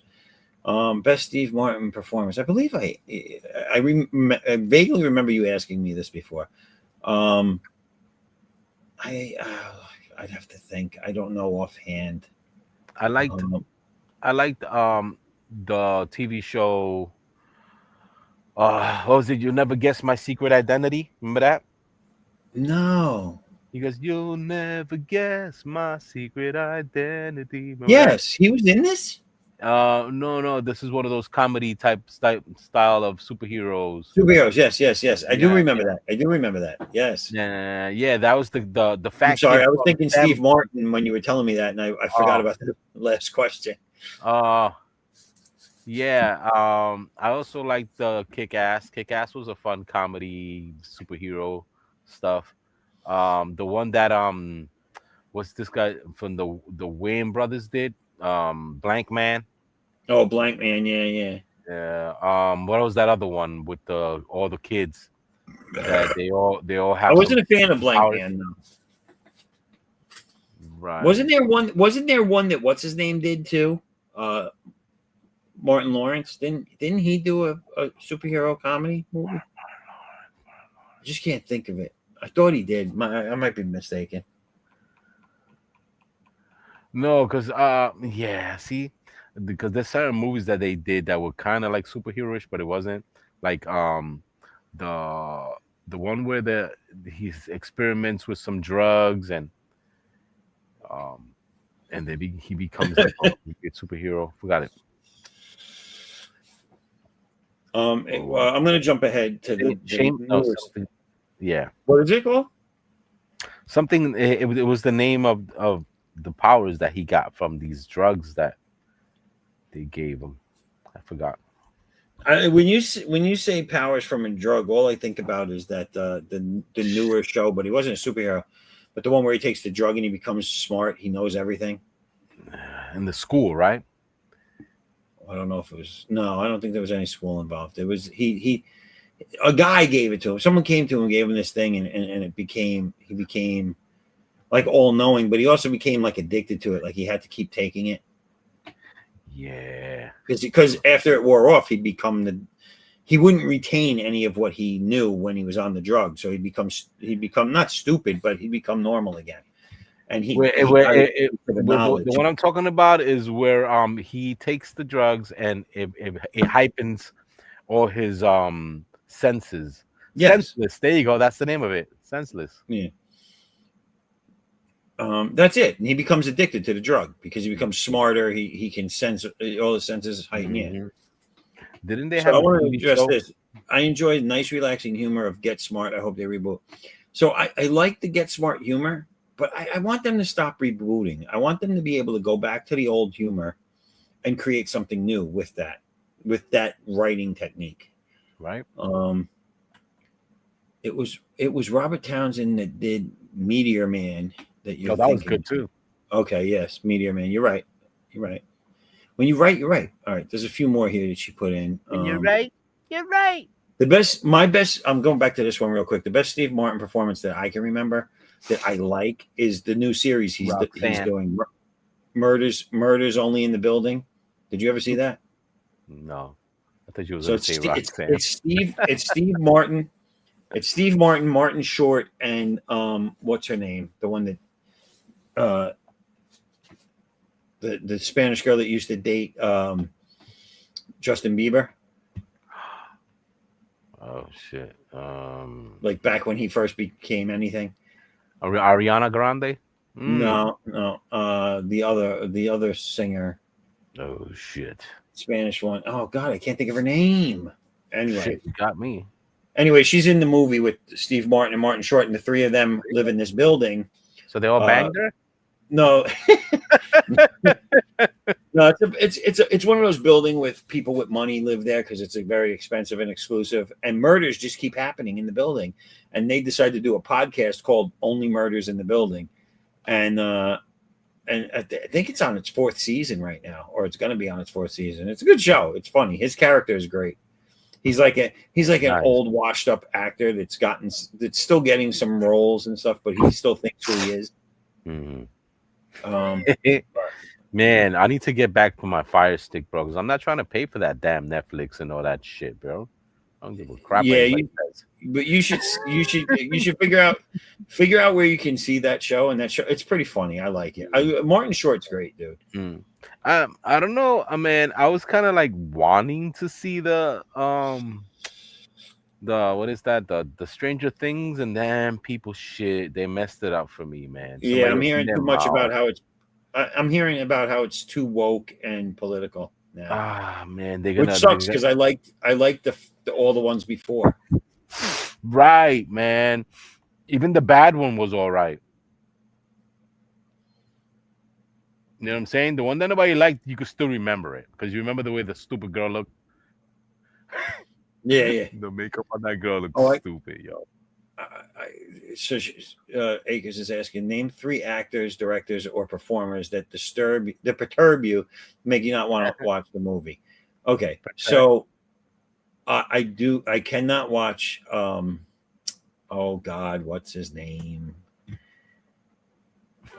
Spike Lee. Anything Spike Lee touches, I can't watch. What was it? That because he perturbs me. Uh-huh. I don't care how good his movie is. I will not. And in the same sense, Cat Stevens, I find him to be a good comedian. I will not watch or see any of his movies anymore. And if I can help it, but it just seems like every movie has him in it. Pedro Pascal. So those are my 3: Pedro Pascal, fucking Spike Lee, and Cat Stevens. And I'm just going to simply state that Cat Stevens and Spike Lee, because they're so racist. Yeah, but that's what they're known for. No, they're so racist. Nah, but when it became cool to be racist, like in that direction, when it became cool in like the last 10 years, they stepped it up a notch, and it's like, okay. But Quentin Tarantino was doing that as well, because that was the thing. He's the one that started that stuff. I don't remember ever hearing Quentin Tarantino say that he doesn't like white people and he doesn't want them watching his shit. No. I've never heard him say that. I've never heard Quentin Tarantino say that black people or Spanish people or anybody else has ever stopped him from doing anything and he hates their guts. But I have heard these things come from them in the reverse. So I'm sorry if you're telling me that you hate me because you're classifying me as white, and you don't want me to watch your stuff. You hate me. I'm the reason why your life sucks. Meanwhile, you have more money than I'll ever see. You could take your movie and shove it sideways up your ass. Right, definitely. But Quentin Tarantino was going that route as well. They were both challenging themselves to get the propaganda. You know what I'm saying? When he had put dead nigga storage in public and what was that? Pulp Fiction. He also used a lot of stuff like that in those Italian movies, like the True Romance. I love True Romance. That was a great film. What's that other movie? The one with the girl, he loses the eyeball and all that stuff with with the pussy mobile or whatever Dust Till Dawn? No, the other one, Kill Bill. There you go. Oh, Kill Bill. What happened in Kill Bill? Yeah, no. That he has a lot of derogatory stuff that they were talking about, from Spike Lee, doing all the racist stuff, and they were going that route for a little bit because that's what was entertaining. Well, Spike Lee's done it since he's come out of the gates, right. And again, Quentin Tarantino, if he throws like they were in that same era where they were just doing shit like that.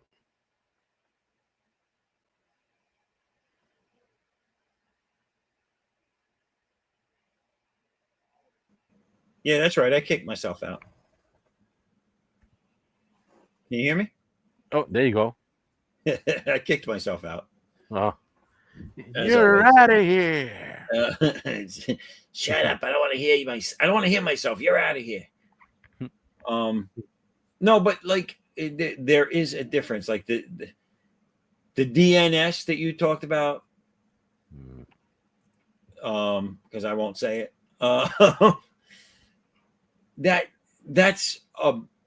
That's something in the movie. That's not him.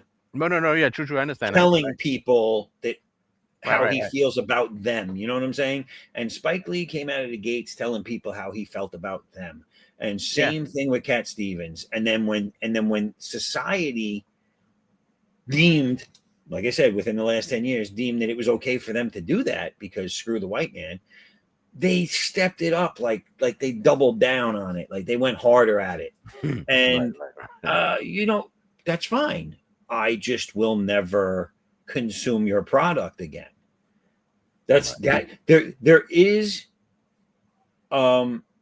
within our laws and our rights and our freedoms, there are consequences for what you say and do. And for people that make their money off of people watching and buying their stuff, that's one of them. So when you tell me that your stuff is not for me, or that you, as the person creating it, hate me, then you can take your stuff and suck on it. Mm-hmm. I don't even. And that's it. So if one were to learn from the other, then maybe they should have done what Quentin Tarantino did, which is throw things into the movie and not come out of your face hole with your opinion. Yeah.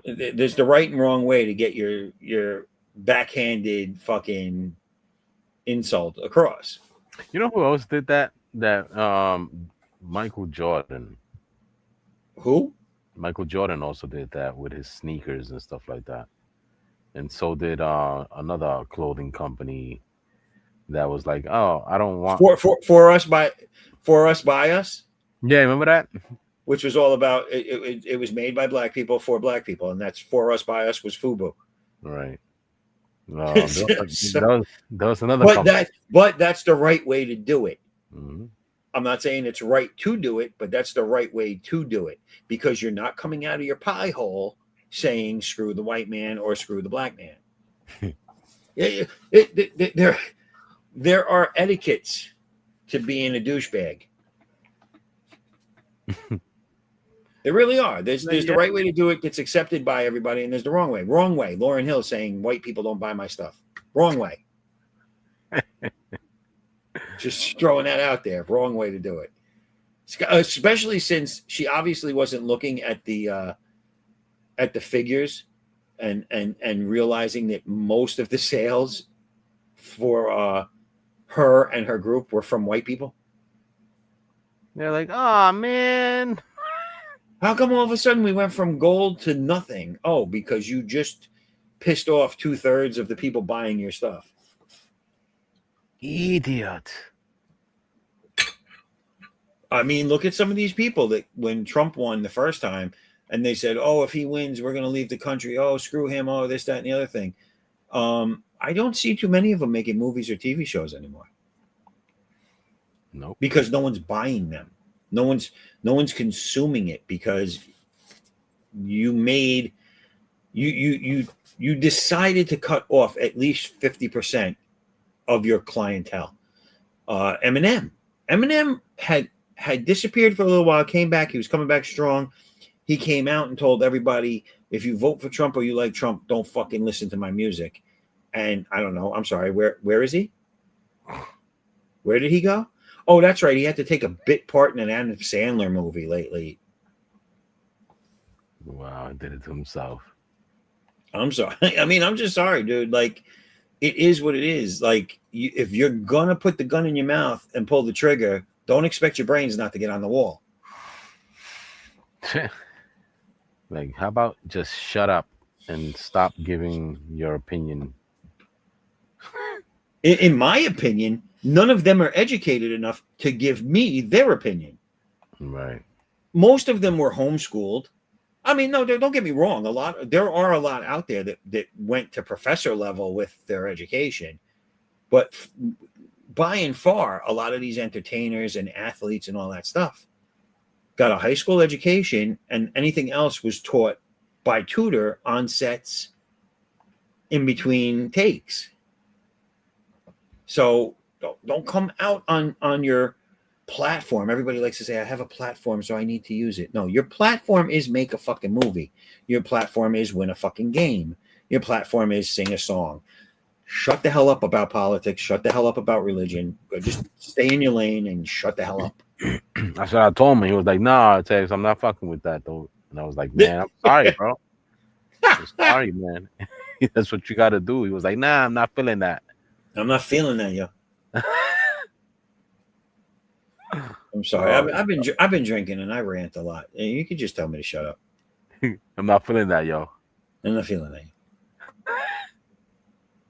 Yeah, niggas is high in.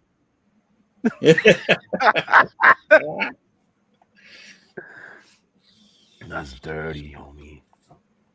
Wait a minute.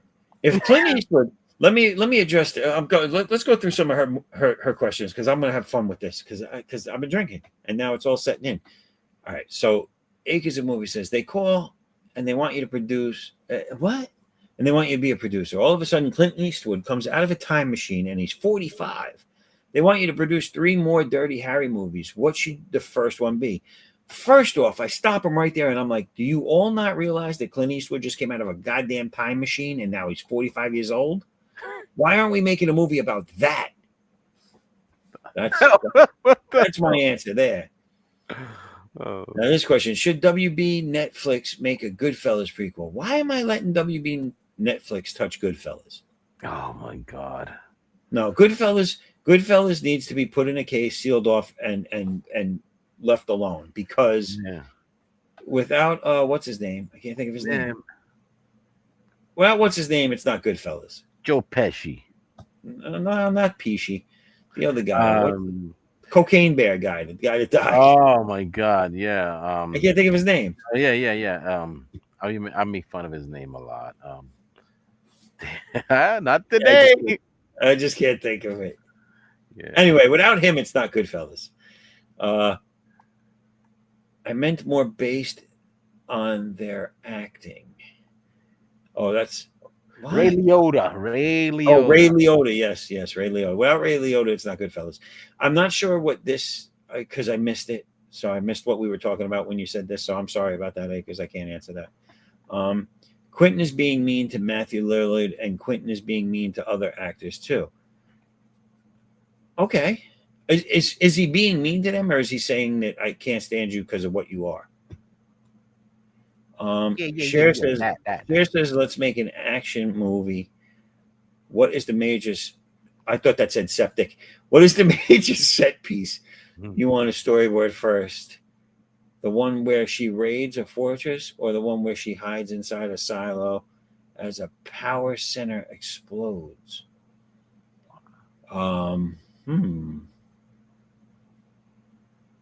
First off, I stopped listening to Cher after she said you want to make an action movie. Is she in her 20s? Because then I know what the action movie is I'm making. You said Cher? Cher, yeah. Wait, do you believe in Live After Love? That one? Yes, yeah. But if Cher comes back in her time machine and she's 20, again, I know what action movie I'm making, if you know what I mean. Jelly Bean? I mean, what performers or directors on screen cinematic perturb you with their performing? All of them.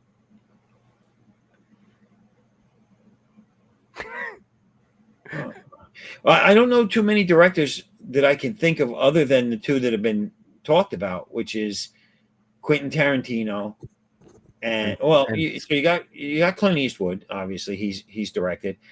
Quentin Tarantino, Spike Lee, Clint Eastwood. I believe in Life After Love. I believe what's her name did some directing. The one from what was it? Save the Last Dance. I can't think of her name. Julia Stiles. I think she did some directing. I think what's her name from Star Wars did some directing. From the prequels, Natalie Portman. I don't know too many that act and direct that I know too much about their directing credentials, but Spike Lee would be. They perturb me, and I don't like their acting. You go home now. You scare my wife. My answers are basically still the same, Akers. I'm sorry. What would you and his movie production team be called? You and his. So me and whose? Who's his? Edwin? Me and Edwin? What would our production team be called, Edwin? Death balls. Death balls.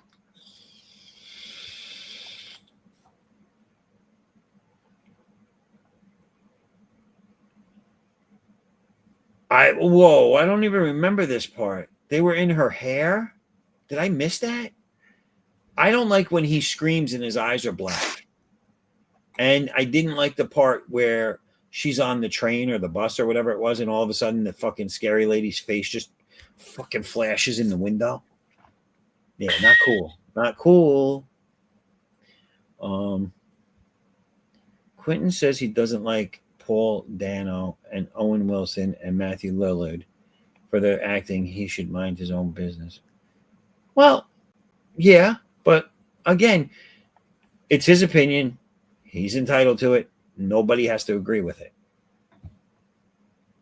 Now, if he said something derogatory about them because of who they are, like their heritage or whatever, or because he just hates people with broken noses, or you know what I'm saying? Like if he was just being combative, if he was attacking who they are and not giving his opinion about he doesn't like them and their ability for acting or anything like that, it is what it is. You know what I'm saying? He's entitled to that opinion because he's not starting a war with that. He's not trying to inflame tensions. He's not trying to get rid of half of his clientele by doing it. There's a difference between saying things about these three specific individuals and then saying something about somebody's entire culture, race, heritage, whatever. There's a big difference between those two things. So that's my only point to this. Do I agree with this? No, I like Owen Wilson. Matthew Lillard sounds familiar. I don't know. I can't picture who that is. Paul Dano, the name doesn't spark anything, but I might have seen movies or shows with him in it. Yeah, sounds familiar. Cher gets in a time machine and she's 35. I think when she was 35, I'd still hit that too. So I'd still do the same action movies. Again, like Cher does Dallas or something like that. You know what I'm saying? Shit. There goes Johnny Cher Carson comes again, back to taking life right over now. He's balls 30. again. Johnny Carson should take over all the Tonight shows if he comes back. I'm just throwing that out there. I'd like a cross-country USA With your host, Johnny Carson. With your host. What does this mean? I'd like a cross-country USA video game movie adaptation. Is there a game called Cross Country USA? Because if there is, I don't know what that is. But since listen, hey, because you in the movie business, you got connections. Come on, make that happen.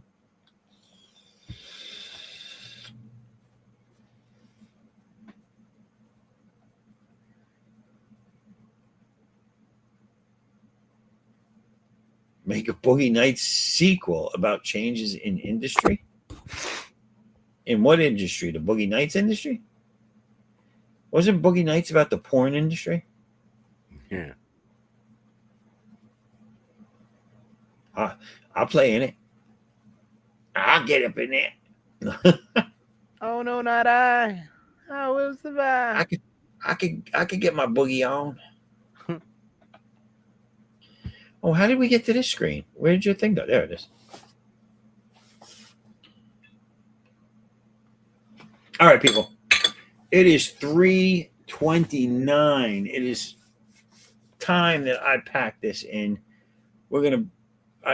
Akers, I appreciate all these questions. That was a good time to end on running through all those questions. I enjoyed it. Pack it up, pack it in. Let me begin. I come to win. Battle me. That's a sin. I won't kick us A little off. house of pain there to send us off. All right. So Artex, tell the good people where they can find you and what you're all about. Here on Facebook, I'm doing the Mothquatch, which is the comic book that I'm working on with me and my friend Manny. It's called the Mothquatch Chronicles. He named it. It's supposed to be the legendary Mothquatch, but check it out. It's gonna be something for the future. Everybody likes something for the future. The Mothquatch, would you say it's 762 pages? Yeah. And growing. That's only part one of 432. Mm-hmm. We're a million strong and growing. Shit's gonna be epic. Akers here. Help Netflix me with spent my 80 homework when I'm stuck. Yeah. And they What help me is with my it? homework. Akers says Netflix spend $85 billion they need to harvest WB movies. Huh? Are you telling me they spend $85 billion on WB? Yep. I don't know. That's crazy, dude. We buy. If you could turn around and say, if you're a type of person or even a company that can say, I'm spending $85 billion on anything, you should just sell the company, liquidate everything, and keep the money and call it a day. That's it. Keep No longer the have to work. money. I say keep the money. I wanna bring up something. I want to bring up something off my tablet. I want to bring something off my tablet. Let me see if I can still share my tablet.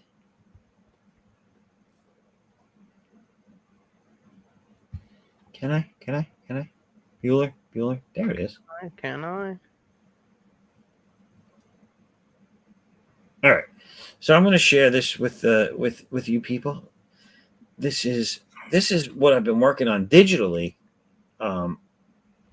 and I just learned how to hook this up to the stream so I can show you all. And this is this year's Christmas card that I will be finishing up and getting out on all the social medias and everything for everybody, and putting it up everywhere to wish everybody a Merry Christmas. But I figured I'll show you guys here tonight what it looks like so far. Oh, are you showing it? Oh, I don't see it. I tried now. Oh, okay. That is man. Oh, look at that, man. That's my man Addix with two of his helpers, his elves. Little mistletoe. So that's fur. That's the fur from the around his neck. Yeah, look at that. Fluffy. Very and fluffy. around his head. And around their boobs too. Yeah. And he's sitting on his Santa throne. Mm. And if you can tell, she's grabbing Santa's sack. Mm. Sack of toys, you perverts out there. And like, then I heard about that death balls guy. Yeah. And there's a little Christmas tree in the back and all the packages all around. And look, Addix is displaying his package right there. It says look at that custom X-Men looking Xmas belt. What says on his belt? What letters are there on his belt? It's the X in the background, and then it says MAS for Xmas. Oh, okay. No, I thought the other things on the sides were letters as well. No, it looked like it says mass musical, massic something. No, I say no. We have no money. Master. It looks like it says master. See that's subliminal messaging. Subliminal messaging. Is IO master.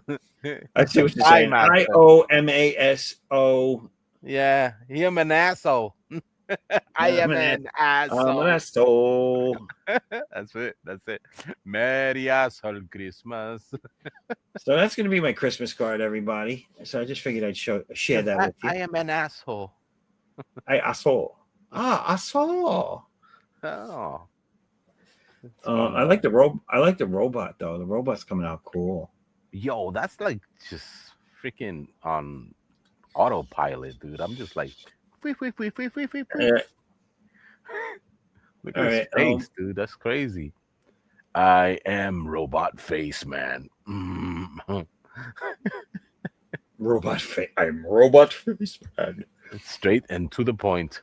What do I have here? This is the page that I've been working on all night, everybody, and I think it's coming out good. If you were here for the first stream, this was a blank piece of paper, and I roughed in the panels based off of my thumbnails, which are right here. That's the page right there, page 9. Put up them dukes. So you can see I changed it. I changed some aspects of it.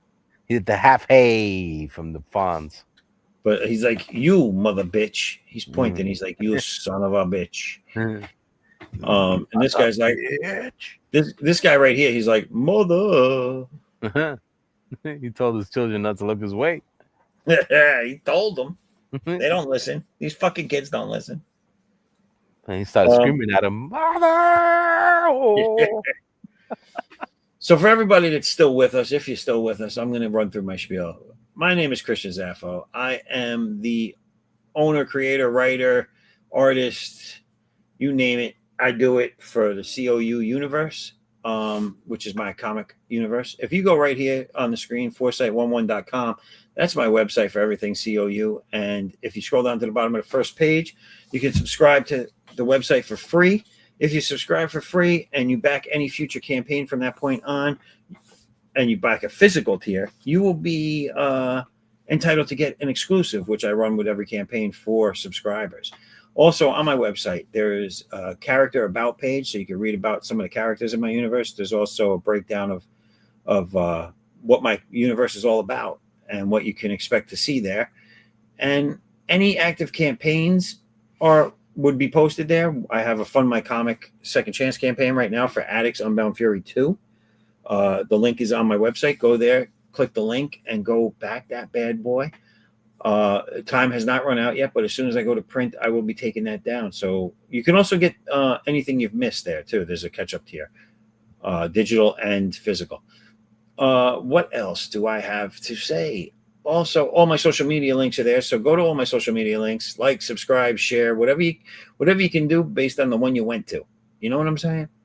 All right. I appreciate all of you, and I thank everybody in the chat for being here. Acres of Movies, thank you for all the questions.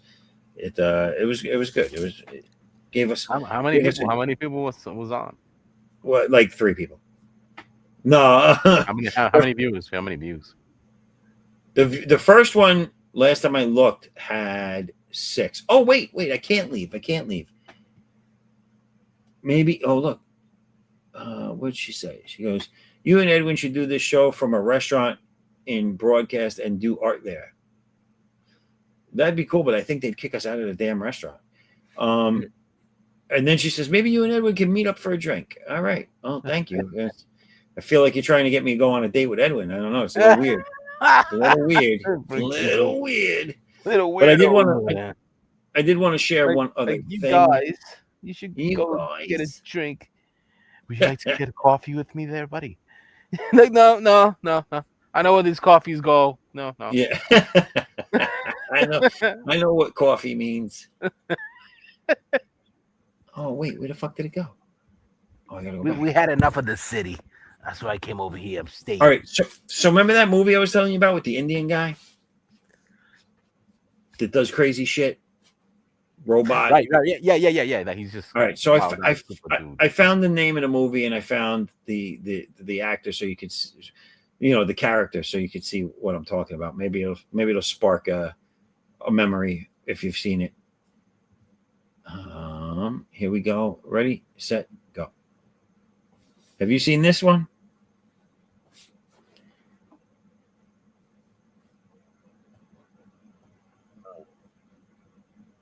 So this is the character. You see him? Look at him. He's like a Matrix dude. It's in like a domed. This is the actual scene I remember seeing. It's in a domed soccer arena, and like people are just getting mowed down and killed in the audience and stuff. And he's fighting something. I forget what he's fighting, but he can multiply himself. He can reproduce guns like this. It's crazy what he can do. And I think the title. Look at the title. Rajing Returns. As the robot. I guess that's his name. It's more fun. And the robot sequel to Antherian, which came out in 2010. Have you seen Kung Fury? I've heard of it. I don't think I ever saw it. Oh, you are missing, man. You have to watch this. It's called Kung Fury. What you need to do first is watch the music video, Kung Fury, that has David Hasselhoff as the singer. The boy does his thing on the vocals. I think this is called 2.0. Sorry, I think it's just simply called 2.0, this movie. And okay, he did a short film called Kung Fury that goes with it. But don't watch the Kung Fury movie first. Watch the video first so you can get into what's it about. You know what I mean? And then watch the movie. It's free on YouTube if you want to watch it. It has the 80s overtones mixed with today's story. So the villain is Hitler. And it's a Back to the Future, forward, backwards type story. This guy gets bit by a cobra, and he gets these powers. And he's a detective superhero guy. and it has the Knight Rider feel to it.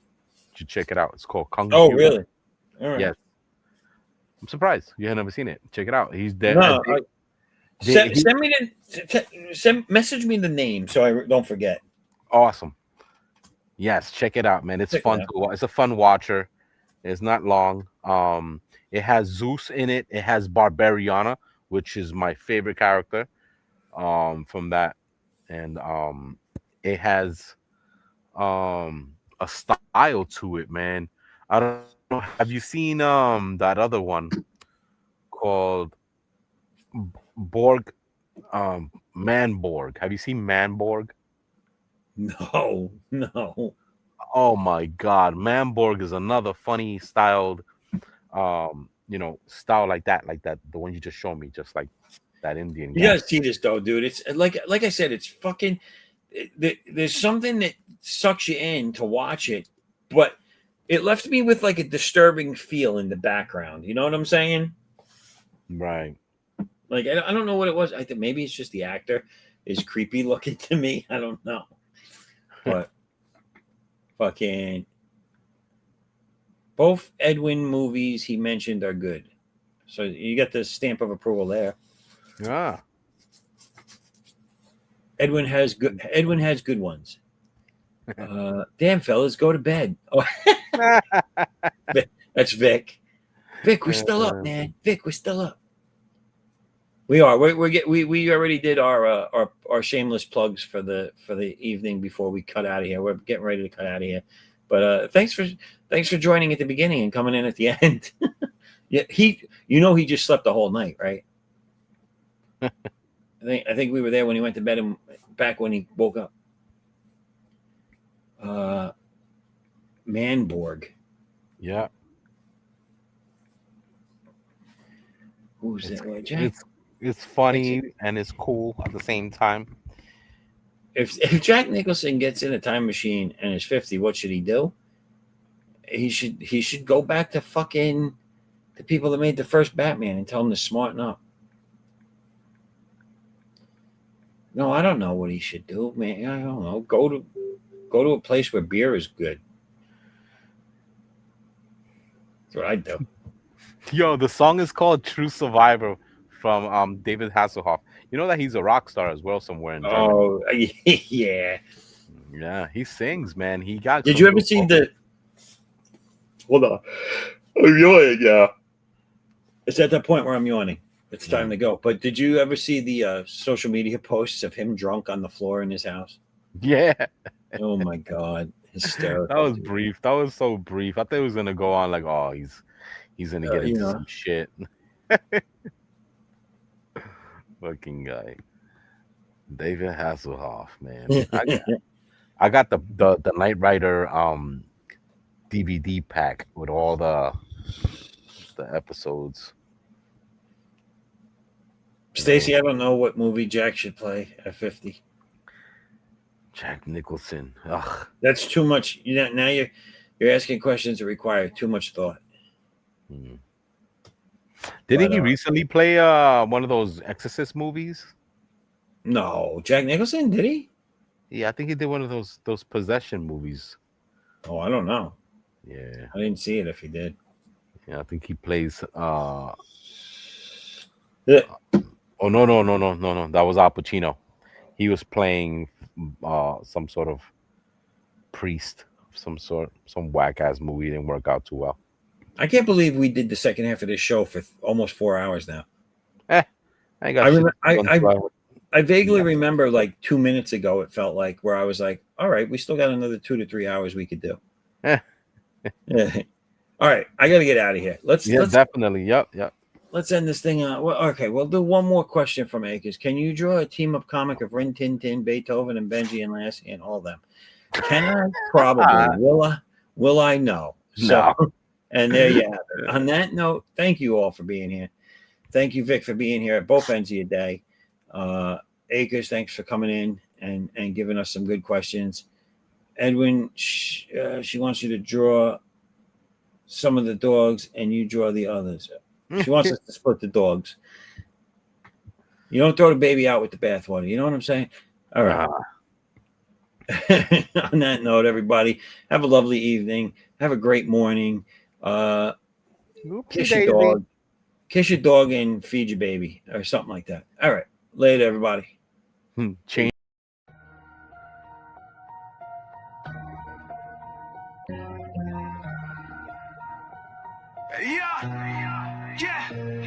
Yo, I'm that Dak shadow in the night, moving swift, vengeance in my veins. Got the streets in a rip, born from the pain. Life cut me deep like a blade. Now I'm hunting down the snakes that made my world fade. No cape, no mask, just fury in my soul. Superpowered outlaw, taking back control. They burned my past, left scars on my heart. Now I'm ripping through the dark, tear their world apart. Unbound, I'm bringing the storm. Fury in my blood, from the ashes I'm born. No peace, just war in my sight. Vigilante in the streets, bring the pain every night. Unbound fury, I'm the one they fear. C.O.U. soldier, make the wicked disappear. Yo, I'm off the leash, no chain can hold me down. City's my battleground, hear the thunder sound. Got powers in my grip, yeah, I'm breaking the mold. Turn their lies to dust, let the truth unfold. They took my life, thought they buried my name. Now I'm rising like a phoenix, spitting hell's flame. No mercy, no tears, just a fist to the dome. Hey, Dags on the prowl, this world is my home. Unbound, I'm bringing the storm. Fury in my blood, from the ashes I'm born. No peace, just war in my sight. Vigilante in the streets, bring the pain every night. Unbound fury, I'm the one they fear. C.O.U. soldier, make the wicked disappear. I'm the growl in the dark, the shadow they dread. Got the ghosts of my past screaming in my head. Every step, every strike, yeah, I'm setting it right. Hey, dogs, don't sleep, I'm the spark in the fight. No rules, no cage.